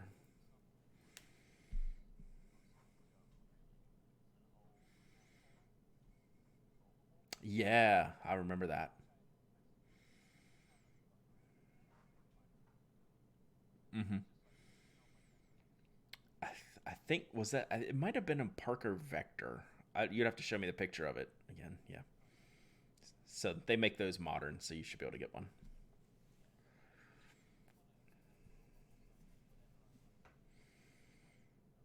Yeah, totally.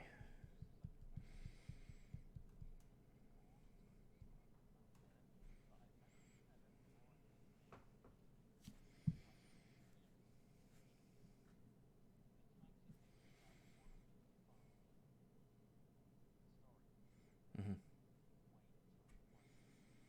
Exactly right.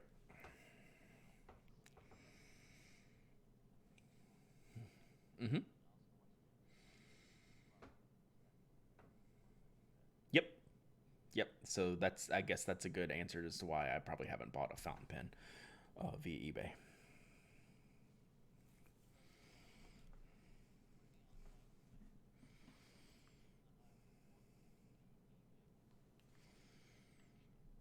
Right.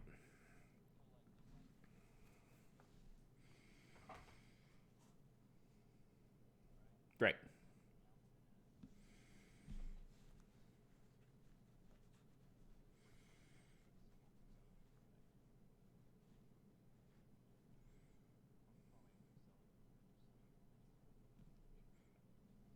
Yep. Yep.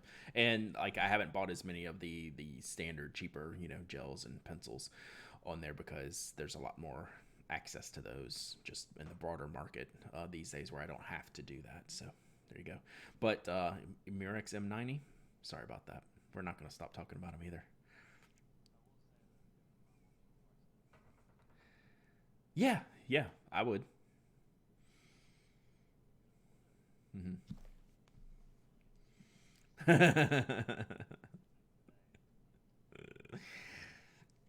It just is.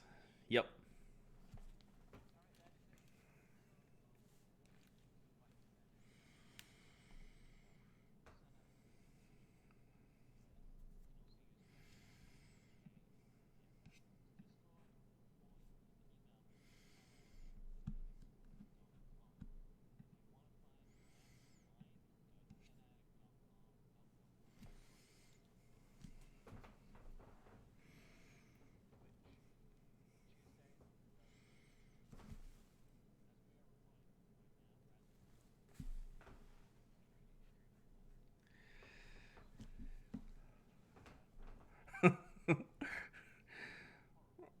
It's got to be terrible. That's right. Big fan of the schedule.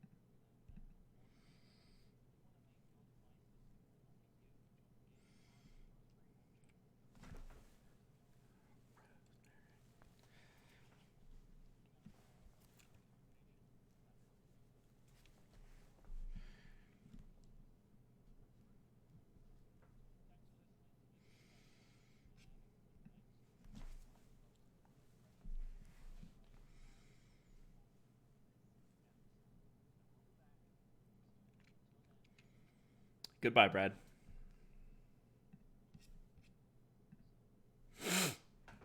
Yeah.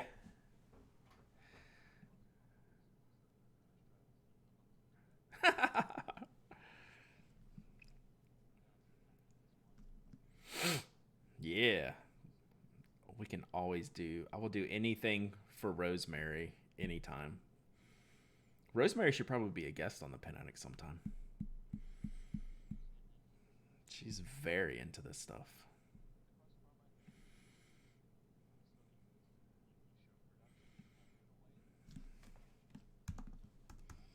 Ah. Yeah, yeah, yeah.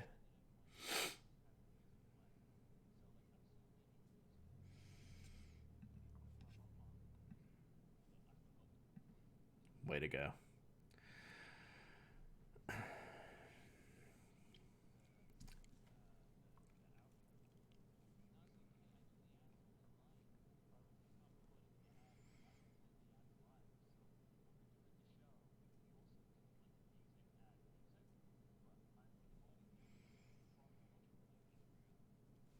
Yeah.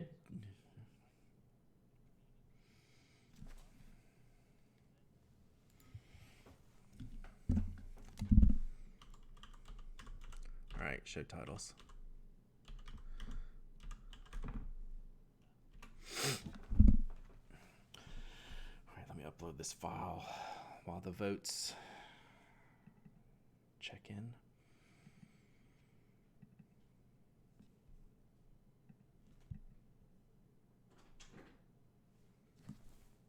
Oh, good morning, Elizabeth. You just waking up? Hmm? They went to play pickleball.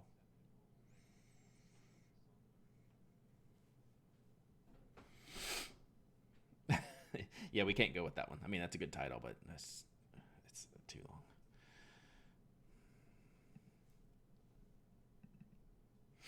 Hey, good morning, Tessa. I see y'all in the chat now. I can kind of talk to you without Mike yelling at me. So we're going to do a stream as soon as we get done here. We're just going to keep the stream rolling. Got some unboxings, got some giveaways. That's another thing like that I do with extra pens is giveaways, but like that wouldn't be helpful to. Oh, are they? I bet.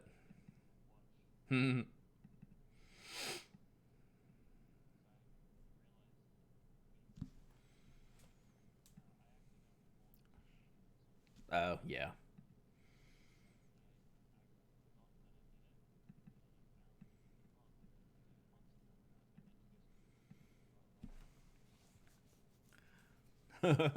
Mike will have this episode out before we are done streaming. Because I probably, let's see, what time is it? 11:30. Yeah, I have like an hour, then I'm going to get my shot. Yeah, big time, big time. Do we? Yeah. Do we have house banners yet for our like I'm House Moderna, and there's House Pfizer, House J&J. We need like a house. Yeah. Mm-hmm. Citrus, orange, and tangerine Esquire is like the runaway Linner. Runaway Linner. I said Linner. Like that's a mix between lunch and dinner. I know. Well, you've gotten released from your house again, right? Like you're good to go ish. Yeah.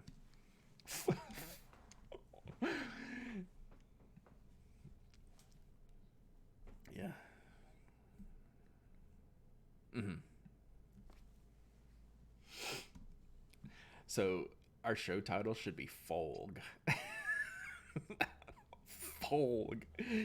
It is. I already copied it. It's in my clipboard. Now it's being pasted. I mean, I am, but I mean, Kate wrote it. I I'm always, yeah, I'm an always. So,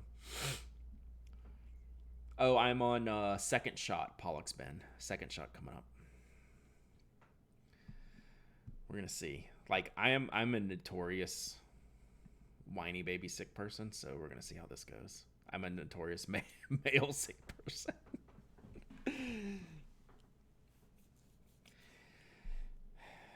Yeah, so that's the title. Kate wins. Kate wins. All right. Let's see. Mm-hmm.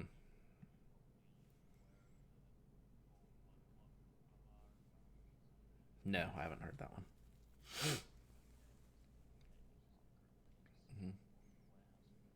Mm-hmm.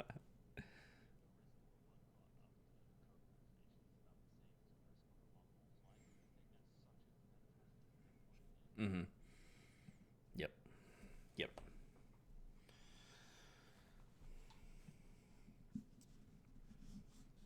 Oh well, if House Moderna is the one Dolly Parton helped with some funding, we definitely have to have a Dolly Parton banner.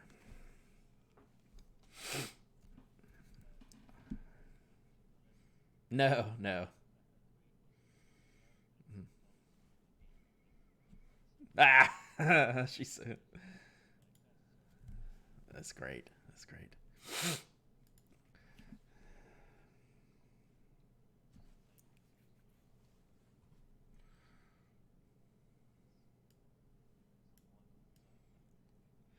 So those watching me on stream, if you're just joining, I'm still talking to Mike. We're gonna wrap it up here soon. I have to do an intro. Yeah. So they're both sitting right next to each other. I use my old Yeti, just plugged into the um, computer. It's been fine. I'm gonna work on. I'm working on upgrading my camera setup and background here in the next month or so. We're gonna. Yep, we're gonna do several things. Yeah.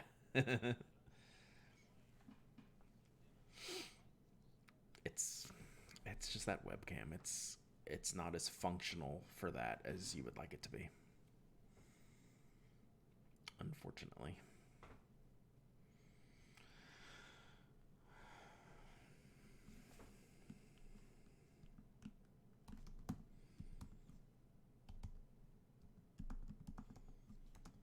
All right, anything else? All right, quick turnaround. Talk to you in a lesser days, but I'll have more days to prep. But yeah, good show. Good show as always. Good show as always. All right, files should be there. Check and check before we go. I dropped it to just make sure it's gone. All right, and I'm typing right now. All right, all right. Thanks. Bye.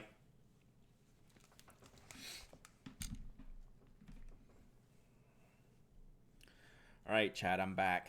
Hang on 1 second. Got to clean up a couple things.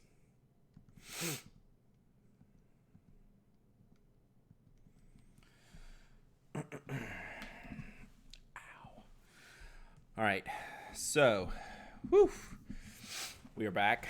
Bye bye headphones. Hello headphone hair. We'll work on that later. I need to write the show introduction, and then I am free. So give me 2 seconds. Thanks for hanging out.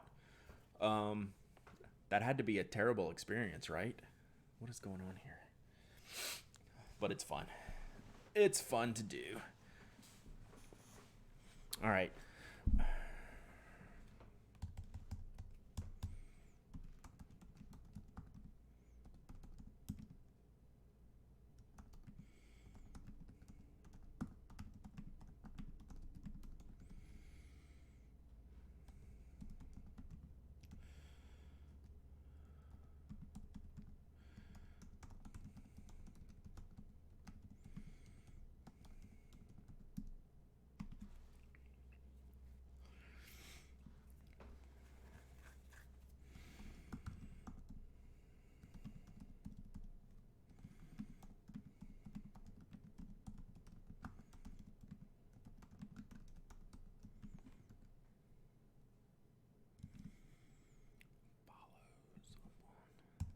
Sorry, Google Doc is correcting my spelling as we go.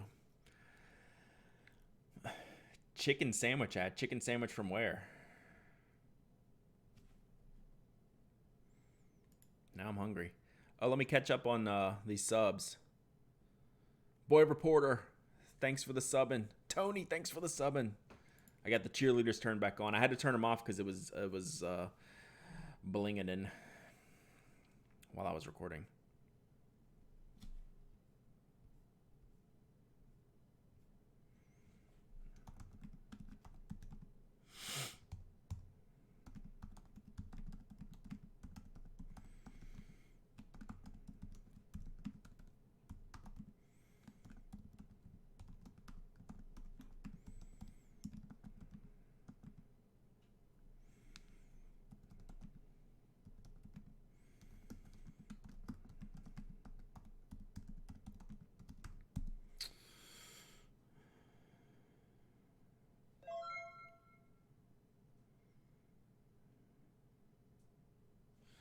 Okay, I think I'm good here. All right, done. Schmevelin! Gift subs all around. Thank you, Schmevelin. You're too nice. You're too nice. Have you lost the boy to baseball season completely yet? It's been a week. It's been some tough sledding for my Braves until yesterday. But it's good to have baseball back. We barely speak. That's funny. All right. Thanks for hanging out. I'm glad we could do this. Thank you, Schmevelin, for just... God dang it. I just need to go wear Schmevelin's knit hat, even though it's like 80 degrees today, just as a thanks. I love watching the Jays. Oh, man, the Astros stuff at Anaheim this weekend was awesome. I don't know if y'all are baseball fans. Sorry, Chris, if you're still here. But not gonna lie, I don't like fans throwing stuff on the field, but I'll let them have this one time. Sorry, Chris, my apologies. I'll let the fans have this one time of chucking trash cans on the field. So there you go. My son and I watched the Ohtani homer, even though ESPN juices their home plate mics. We probably rewound that 15 times for the sound, and even made my wife watch it, and she was like, "Holy crap!" So yeah, so there you go. All right, that was baseball chat. Let's get some unboxings in. We're gonna go ahead and knock this stream out since I gotta go get poked. Let me confirm my time. That homer was amazing. Yeah, but we just played it over and over again. You're just never going to hear a sound like that. A few times a year, you'll get Stanton or Judge will hit one that sounds like that, but very rarely. That was special. Vaccine 130. Okay. All right. If it continues to power the offense, I'm for it. That's great.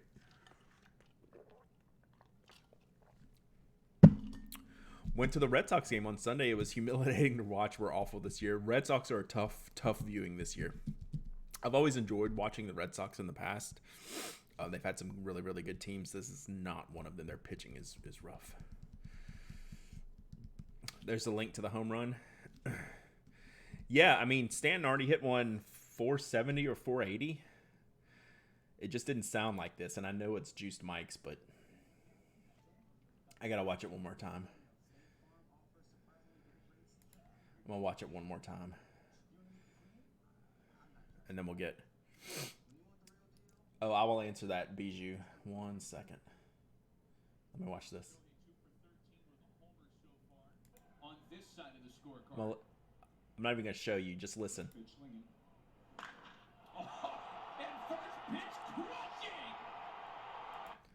That was dope. All right, that's enough of that. All right. Curious, are you getting the vaccine at your wife's Kroger? Does she get to jab you? So traditionally, yes, I do. First dose, her Kroger, she gave me the shot. This week she's on vacation. So one of the other pharmacists, it's going to be still her Kroger. She's not going to make a special trip on her vacation to go give me the shot. So I'll just get in the queue with everyone else today. So it will be one of her coworkers who I know as well. for a long time. So she's been there like 18 years now. I think I know all the other pharmacists, but she's like, there's no way in hell I'm driving up there with you to give you your shot, because she doesn't have to go back until Sunday or Monday, so she doesn't want any part of that right now. So she's like, you schedule that on vacation. I'm like, I don't care. I just they can give it to me. I'm good. So yeah, it's good. All right, let's see what we got here. Few deliveries while I was gone, not too much stuff. This one I know exactly what it is. It's gonna be a good one. At least she got you to jab you the first time. Yeah, I like her giving me shots. She's good at it.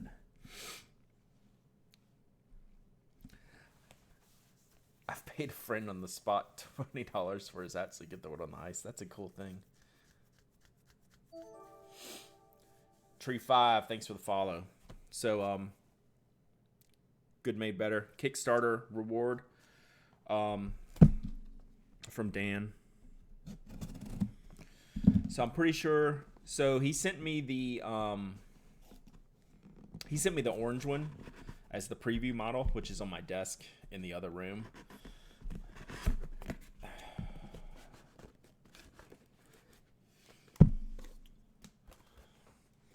So I ordered I backed the Kickstarter, I think, for the blue one. You have my icon and my concrete pinwheel. I bet that works pretty well because the icon's so light. Like it can really work against it to work well. Claire, 3 months of subbing. Thanks, buddy. Hope you're doing well. Yeah, so I got the blue. So I'll keep this one in here. So this is the blue pinwheel. I'll keep this one in here. That's a good idea. I'll probably keep the icon.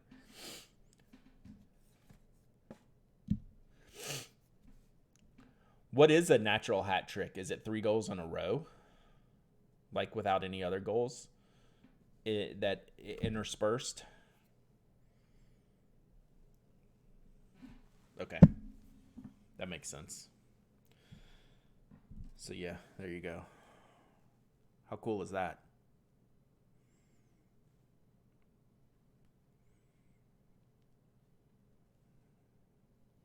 So we'll keep this one on the desk in here. That's a looker. That's exactly right. That's why I got this color. I love the orange. If he didn't send me the orange, I might have considered it, but I think I still would have gone with the blue. It is really, really sick. I don't know what a Gordie Howe hat trick is. So this one we'll keep on the stream desk. I should put an icon in it. Icon update. I've got a goal assist in a fight. That's pretty funny. I've got the big batch of vacation nibs coming soon. So I'll be caught up in about a week. A week to 10 days on icon shipping. Packing list. Okay. Cool. Very happy with that. I like desk accessories almost as much as I like bag and backpack accessories. Bag and backpack a little bit more, but I'm good with a crowded desk. My desk doesn't have to be minimal. I like having all my stuff around. So I like desk accessories. I'm not a minimal desk person. Y'all have seen my desk, pictures of my desks. It's usually a hot mess, and I'm okay with that. As long as I have good workspace. What's next? I don't know what this is. Oh, I know what this is. This is a perfect item to open on stream because y'all help me decide what this product is. Kohinoor knows what this is. Just got a Galen pen block and mahogany. My desk hasn't been so neat in quite a while. I really want the comb, the tool comb, and I haven't been able to catch them in stock yet. So this is the perfect stream opener because stream helped me decide. And I've been saving up inking another pen until this came in. So it's ink, if you didn't know. Should I read Kohinoor's note? Oh, you have good handwriting.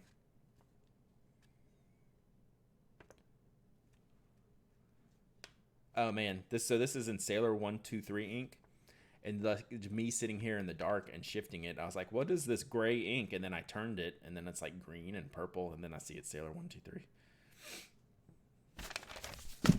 So this is the Bung Box ink that I needed to order.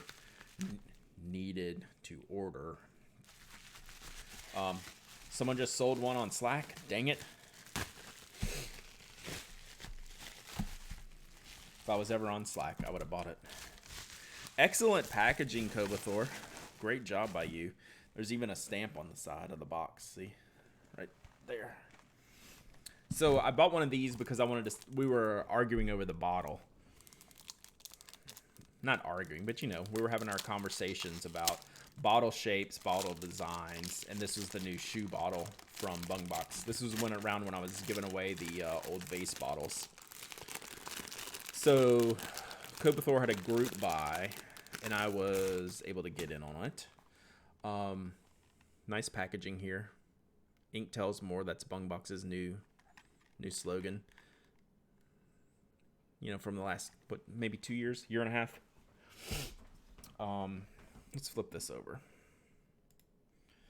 I don't have a great setup today. So yeah, some other time, yeah, they'll be around, right? Very wide, flat box. Interesting. So we went with Fujiyama Blue. That's it. It's cool. There's like that's a lot of extra effort to put that little wedge piece in there. These are the things I think about when I get products. Is like, boy, how much extra did that wedge piece cost in money and time to put together? Because it was probably a lot. I would have just stuffed something down there, but that's why I'm not as fancy as Bung Box. Fujiyama Blue. So I have the... let me read the thing. This color represents beautiful Mount Fuji, which is registered as the World Cultural Heritage. This color shows the delicacy of Mount Fuji and varies between blue and green. So I have the Mount Fuji Sailor fountain pen. So I got this ink to match it. So we'll ink this up probably this weekend. So the real test was the shoe bottle. I'm glad there's a full base in between on the bottle, right? So it's got this ridge here to where you're not just sitting on the two... on like the heel on the flat. Yeah. And then you tilt it. Oops. Can you see that? You can tilt it to get the ink over to this side. Yeah, Japanese packaging's on a whole different level. Yeah, that's very thoughtful, right? So this is going to be very, very light blue. I almost anticipate it being lighter than this color, but I bought it to match my pen. So we'll do some tests later, but I'll be anxious to ink that up. First thoughts on the bottle are that I like it better in person than I thought I would. What's the capacity on these? Are these 50s? Kohinoor? How much ink is here? You just use your last index card? It's 30? Okay, yeah, that makes sense. That doesn't feel like 50. I got your message, Tony, and I have one more brick I was going to include in there. So, is there a purpose to the shape? It's more of a visual thing. So, Bung Box kind of broke the fountain pen bottle internet, 7 years ago with their vase bottle. It was a beautiful bottle. It was a 50 milliliter bottle, and they just became too expensive to produce. So I think eventually, so then they switched from that to the standard Sailor ink pot, right? Which is Sailor standard bottle, which I like that bottle, but for Bungbox to do it, they wanted to do something special, and I guess they're just a big enough customer now. I guess I don't know how they were able to work with Sailor to get these done, because this is not a Sailor stock bottle, right? So Bungbox, I wonder if they just purchase the ink in bulk, like in gallons, and fill them themselves. I don't know. I'm just making things up, but I know that happens sometimes. Buy their own bottles. But the shoe, why it's a shoe design, I don't know. It's a classic design. Like traditional fountain pens have been shaped like fountain pen ink bottles have been shaped like this in the past, with like a shoe and a heel type of shape. So just something unique for them, I guess, to get back out of the ink pots into something unique for them as a shop. Because now they have, instead of like limited edition releases, now I think they have like a permanent 20 ink lineup to fit this. So that's my guesses. I could be wrong. So if anyone really knows, let me know. So cool. I am extremely anxious to get that inked up. So I will probably do so tomorrow. All right, what's next?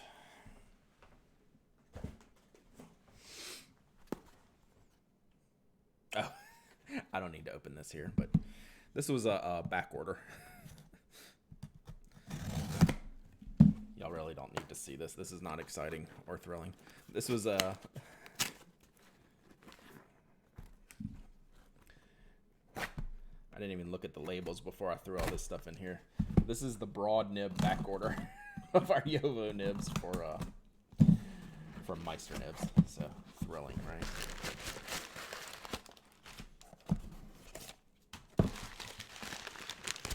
Why wait until tomorrow? Ink it up now because the pen's not in here and I don't feel like going to get it. Woohoo! Broad nibs.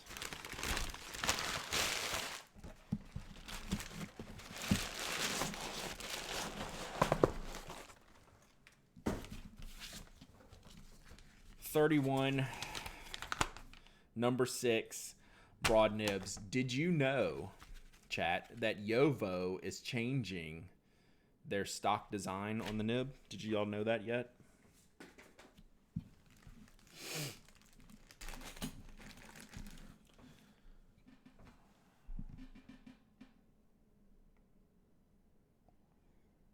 Can y'all see that? I didn't know it was going to be in this batch, but it is.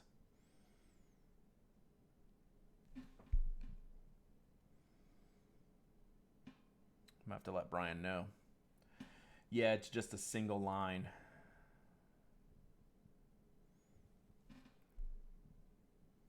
There you go. It's just going to be single line. For spoke design, this is great news. We are very excited about this new design. Other companies, I don't know what they're going to think. For us, it's money. Like this is the way. This is what we would rather have in the first place.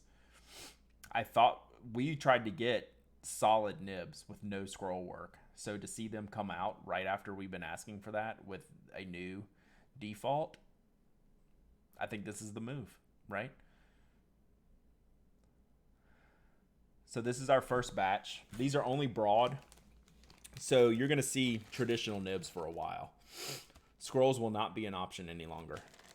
Like we have, 300 plus more to ship with scrolls that are already done. These are broad nibs. These are the only ones I have that are the new shape. It'll make like the first 400 nibs special edition. Maybe like 500 nibs. I'm not opposed to the scroll work. For spoke design, these are way better. Actually, I didn't think these were coming this way in this batch. I thought it was going to be like our next order. So, the broad nibs will have the new look once I get them done. So, cool.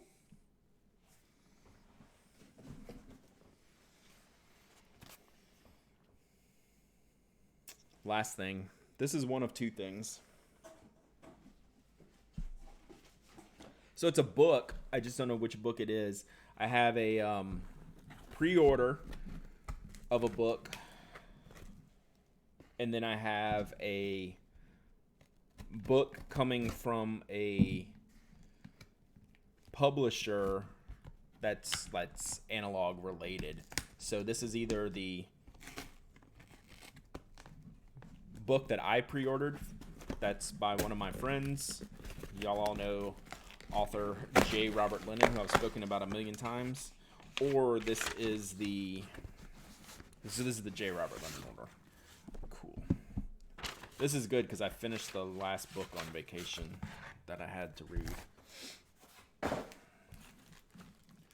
So, if you follow me on Twitter, I've retweeted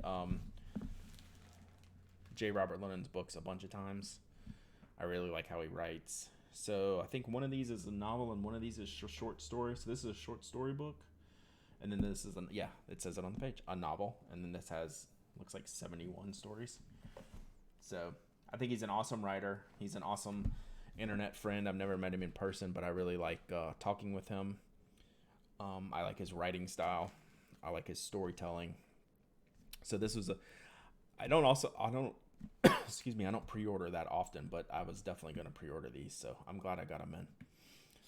Because I finished Pappyland this weekend, which was a good read. I enjoyed it. I'll talk about that soon, because I got some takeaways from that. Because it was, again, one of those books that's really not in my wheelhouse, but I got a lot from it. So, I look forward to getting into these. So there you go. So we got ink, nibs, and books. What else does one need? I guess a pen. I don't have any pens. I didn't get any new pens in.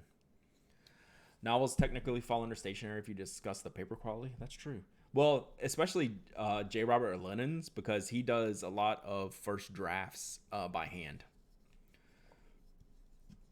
Shown Ultim is out for delivery. I'm anxious to see how those go. I mean, I have no question that they're going to do extremely well. I just want to see what's up with them. Is that it? That was the unboxings. We're gonna do some giveaways here in a second. If you got a giveaway from me last week, it is not shipped yet, so we're gonna do those. Did you order one of Ian's Ultims? I'm gonna wait till round 2 and order one. I'll wait and see. Has anyone seen the new Field Notes release yet? No, it's the 50th anniversary. Did it come out? They're super good at coming out right after we're done with the podcast. I'll compare it up against the Axle if I have it here. Those two very different pens.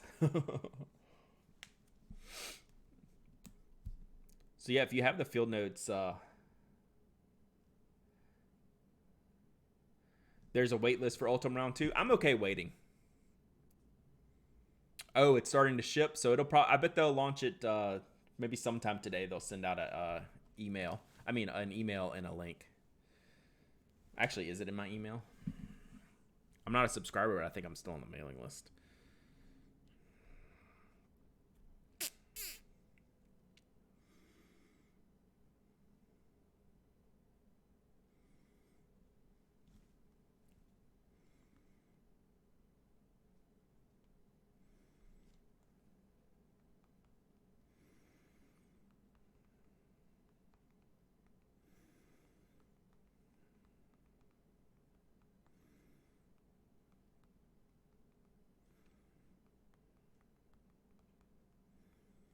Sorry, I shouldn't have looked at my email. Because now I have to reply to emails. Yeah, I want to see... I'm in no super rush to get the Ultim. I will definitely get the Ultim. It's usually Wednesdays at 11 Central. So we're not quite there yet. So let's see at noon if they post a link. I guess I could switch this back, couldn't I? Yeah. So 11 Central is usually, traditionally, a time of launch for them. All right. Let's give something away while we wait. Do I have any Field Notes to give away? Let me look and see if I have any Field Notes to give away. That'd be a good giveaway. Probably not, because I siphoned them all off to do the... to mail all that stuff, that I haven't been mailing.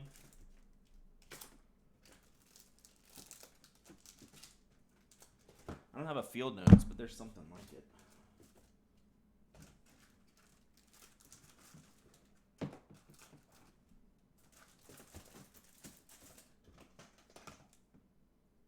Man, I got more Mab Graves pencils. I didn't know I had more Mab Graves pencils.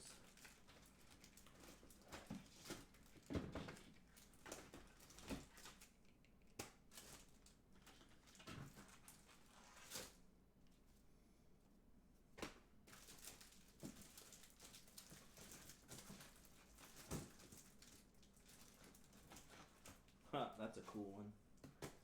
That's not a field notes either.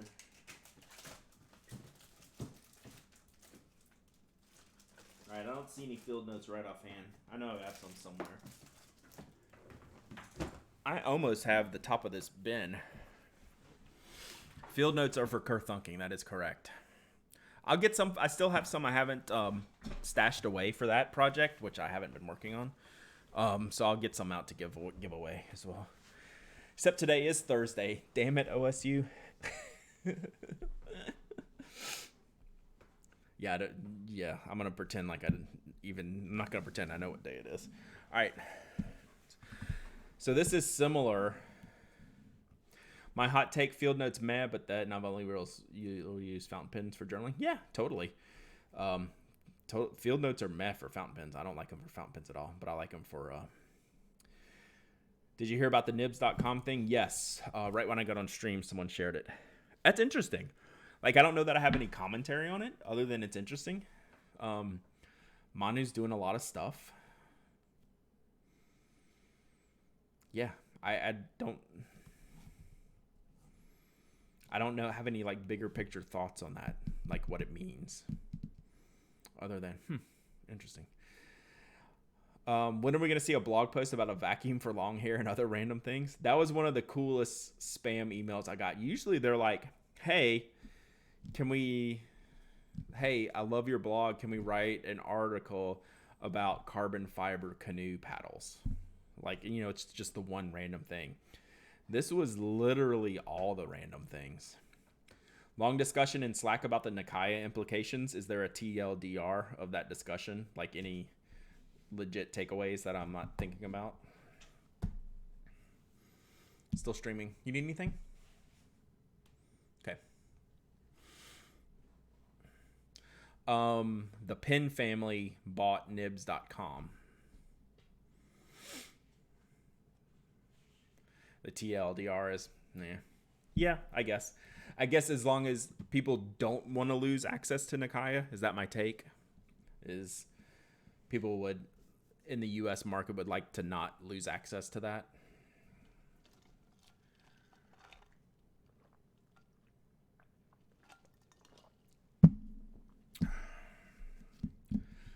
Kids are at school on a Thursday for the first time in a year. That's crazy. I think we're hoping Nikaya finds someone else to sell them. That makes sense. I'm with you there. Makes a lot of sense. All right, let's do first giveaway. I might have given one of these away before. I might not have, but regardless, they're very cool. Since we were talking about field notes, this is the Unobtainium 3-pack from the now shuttered Elemental notebook brand. Oh, will prices go up even more? They've always been like full MSRP pricing for the most part. They've never been cheap. So this was the Kickstarter only 3-pack of pocket notebooks from Elemental.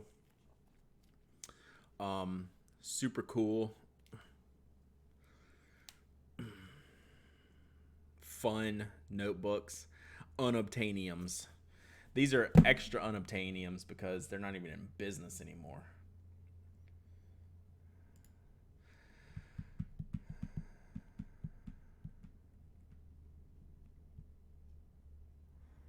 Yeah, makes sense, Evan.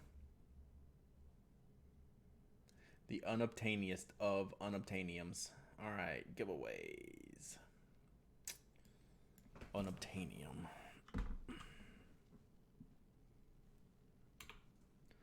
Unobtainium.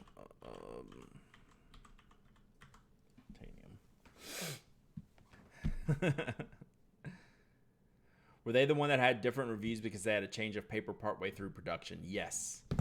Actually, they didn't have a change of paper. They got different paper in them unknowingly, I think. But I don't know about the pocket notebooks. It was just the larger size ones. So like my large size one was fountain pen friendly. Others were clearly not fountain pen friendly. That was in the original batch. But I don't know if that affected the pocket size. They didn't. Did they even sell these separately? So I don't know if these were plagued by that. But they're still good for non-fountain pens.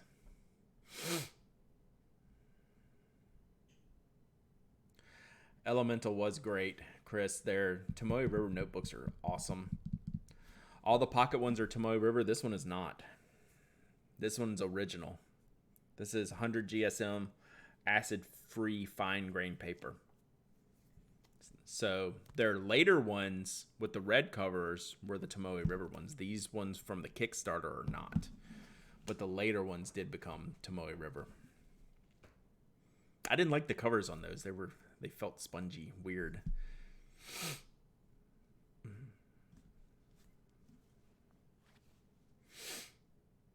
Red ones were called Proton. Cool. I had some, but yeah, I couldn't remember what they're called. I liked them, but the covers were weird. They made me feel kind of funny. Oh, does Like Nate Champion have a Toma? Sad about the paper issues? Yeah. Well, that was temporary. Like, I hope that's not the thing that kind of knocked him out. Because the designs were killer. Killer designs.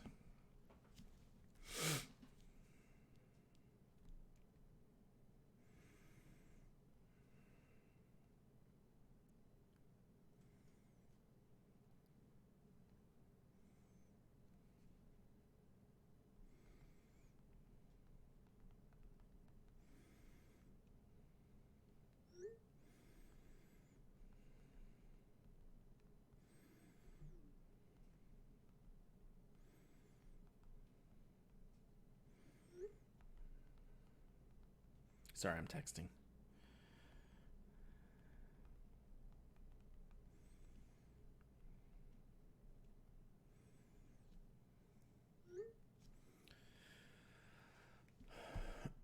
Always like companies that use science in their naming. Yeah, for sure.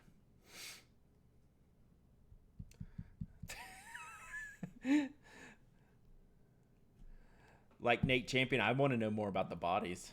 Bought one for your 50th birthday? Ooh, I have an anniversary coming up. I have a birthday coming up.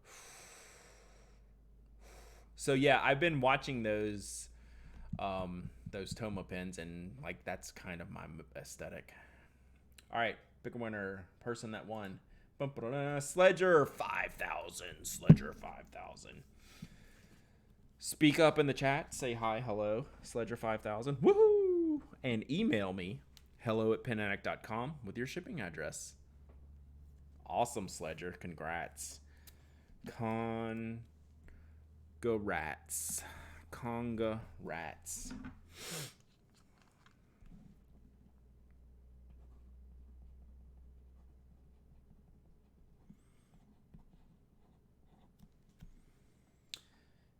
Yeah, you can post a link in the comments. I don't think you can't upload a picture directly into the comments.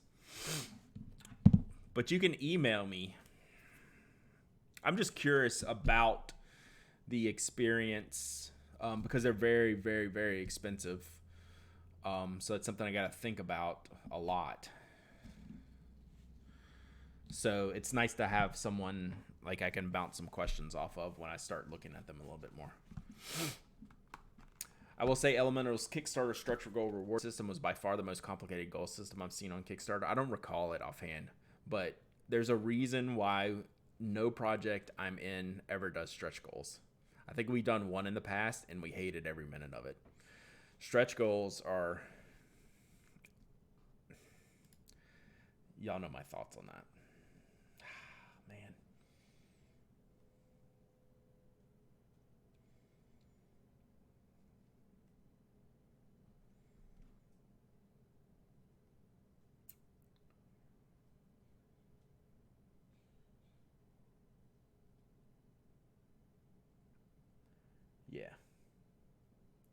love the section.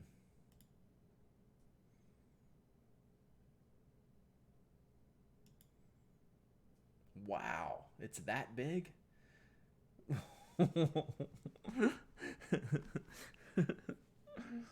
That's too big for me.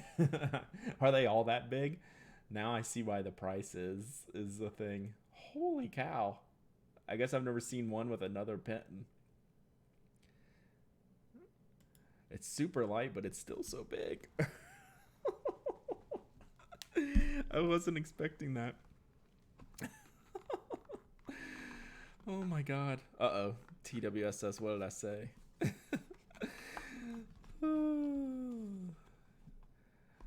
All right. Trying to get this open. This is a pen I've had for a while but never used, and I kept threatening to review it because it's really, really good. But it's just never fit into my arsenal of Retro 51s and everything else I use. But this is the Acme Crayon pencil. Have y'all seen these? I mean, it's Crayon pen.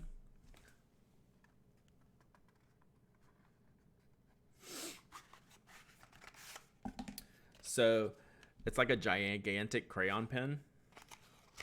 It's super dope. Like, it feels awesome. This is a great color too. And it's a twist.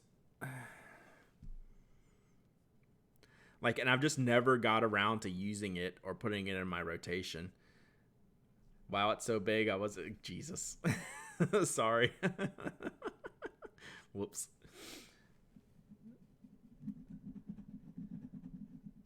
This is like a black. This is like a Schmidt. Can I open this up? How do you open this up? All right, let's see what. Trying to see if I can get the refill out of here. I don't want to mess it up before I give it away. Maybe it comes out of the tip. Oh, here we go. A part of an anthology Kickstarter that launches this afternoon and has my favorite kind of stretch goal. The more the project makes, the more the offers get paid. Yeah, that's killer. Oh, it's the P8126. Well, there you go.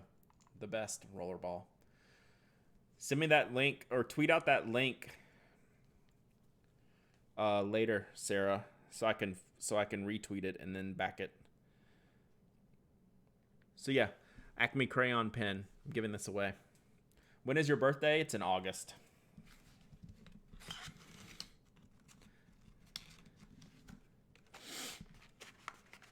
There is no best rollerball. Lies. Lies. All right, let's give away the Acme Crayon pen.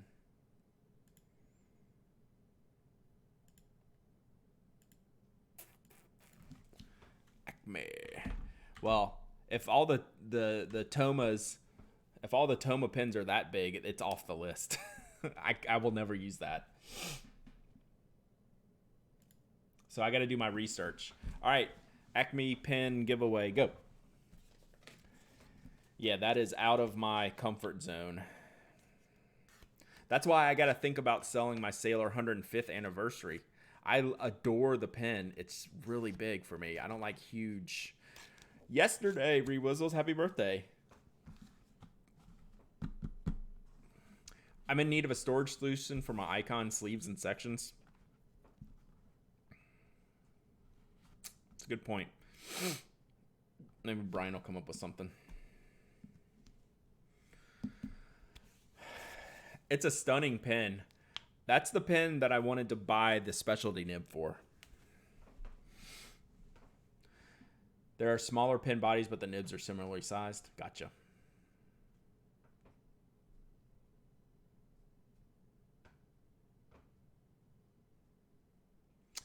Yeah, like if you have multiple things. Think about that. Spoke rack. Yeah, you have the nib. Like always, that's when remember when I was shopping for just a loose Naginata Togi nib. That's the pen I wanted it for. Because it has a stock nib. I think it's got the 105th. It's got the 105th logo on it, but it's like the standard two-tone Sailor Gold. Just buy more spoke pens to complete them. Yes, as Evan says, store them in other spoke pen barrels and then just store the barrels in a brass town. 110 is not bamboo. It's shaped like a bamboo pin, but it's not. Bamboo shaped. Yeah.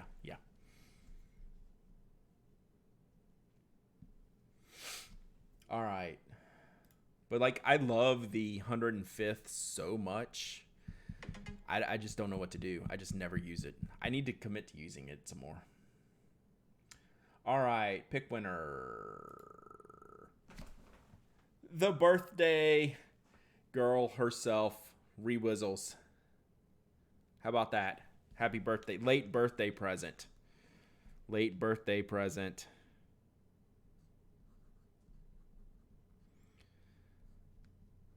So email me your shipping address.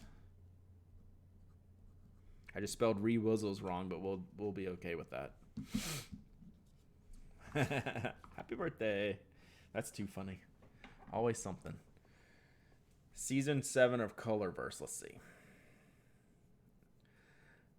FC 80 pin case. Nice. What has any field notes thing come out yet? Let's look at this real quick.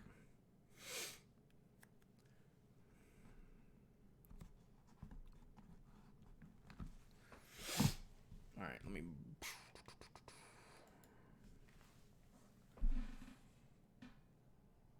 So is this correct? Did this link take me directly there? Eye on the Universe is the set. Hubble. What are the two?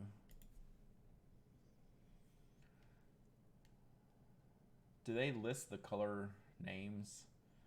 So that looks like a watermelony, strawberry, red.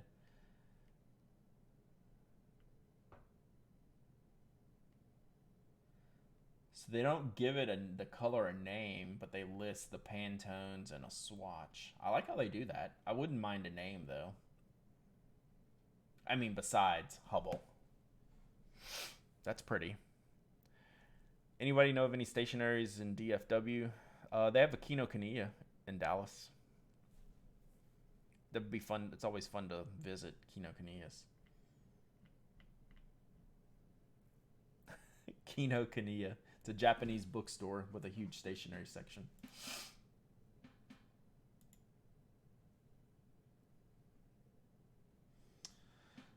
So then we have SM1 and CoStar.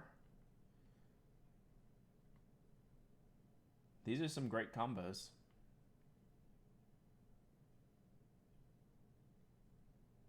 Wow. Y'all weren't kidding about this set.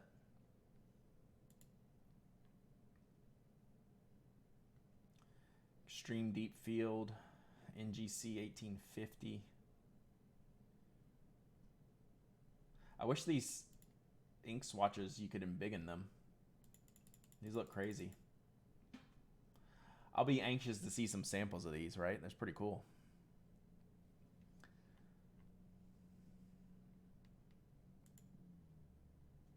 Color me impressed. Oh, Pillars of Creation? Damn. That's been always one of my favorite pictures.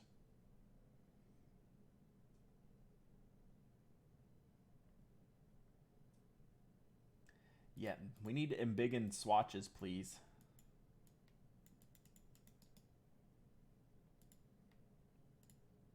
Oh, did the whole picture. Rip. It's a PDF. It's a PDF. Yeah, that Pillage of Creation is sick. So we got Crab Nebula here, Horsehead here.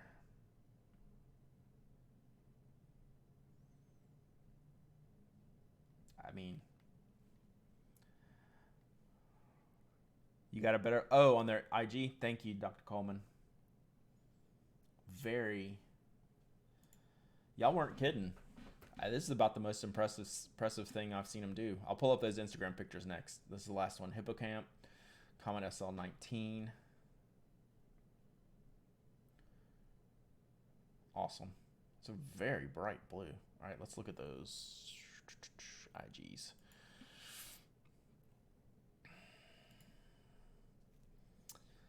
Let's see how far we go back. Do they have them? Are these multiple picture deals? Yeah. Not there. Okay. Just seeing how far back I needed to go. So they're not in those. It's a little bit clearer.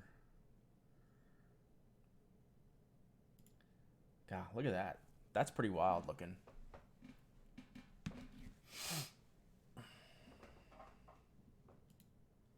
Oh, here's... Wow. I'm not a sparkly ink person, but if you have that much character, that's pretty wild.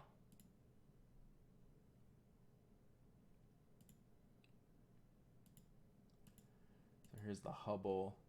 This is a great swatch. This is so bright over here in the corner, very orangey, and then almost like a copper green in here. That is wild looking.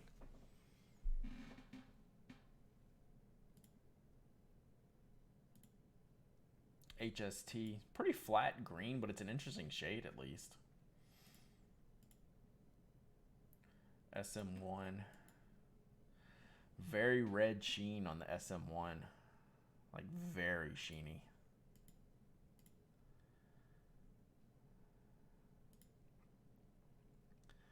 Extreme deep field. This one's speaking to me. Kind of a green. Oh, that might be too much sheen for me. That's awesome. If you like sheen, that's awesome. Doug's World, Doug's World.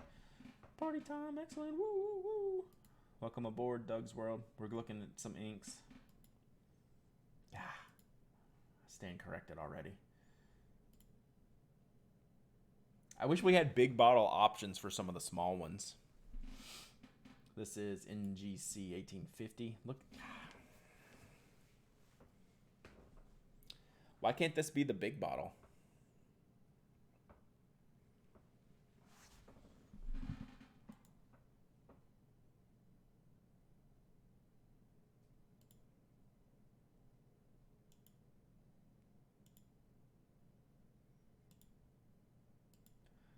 They're going to do extremely well with this series, right? I don't even think I own a Colorburst ink that I use regularly.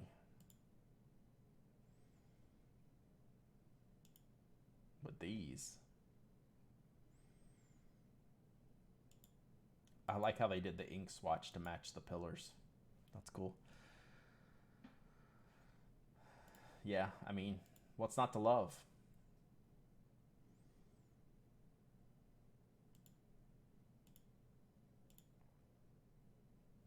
I even like that one. I know. The cool ones only come in the small bottles. The Pillars is a big one, though, isn't it? Pillars is a big one. Crab Nebula. Crab Nebula is a big one. But still, yeah. Point. Correct.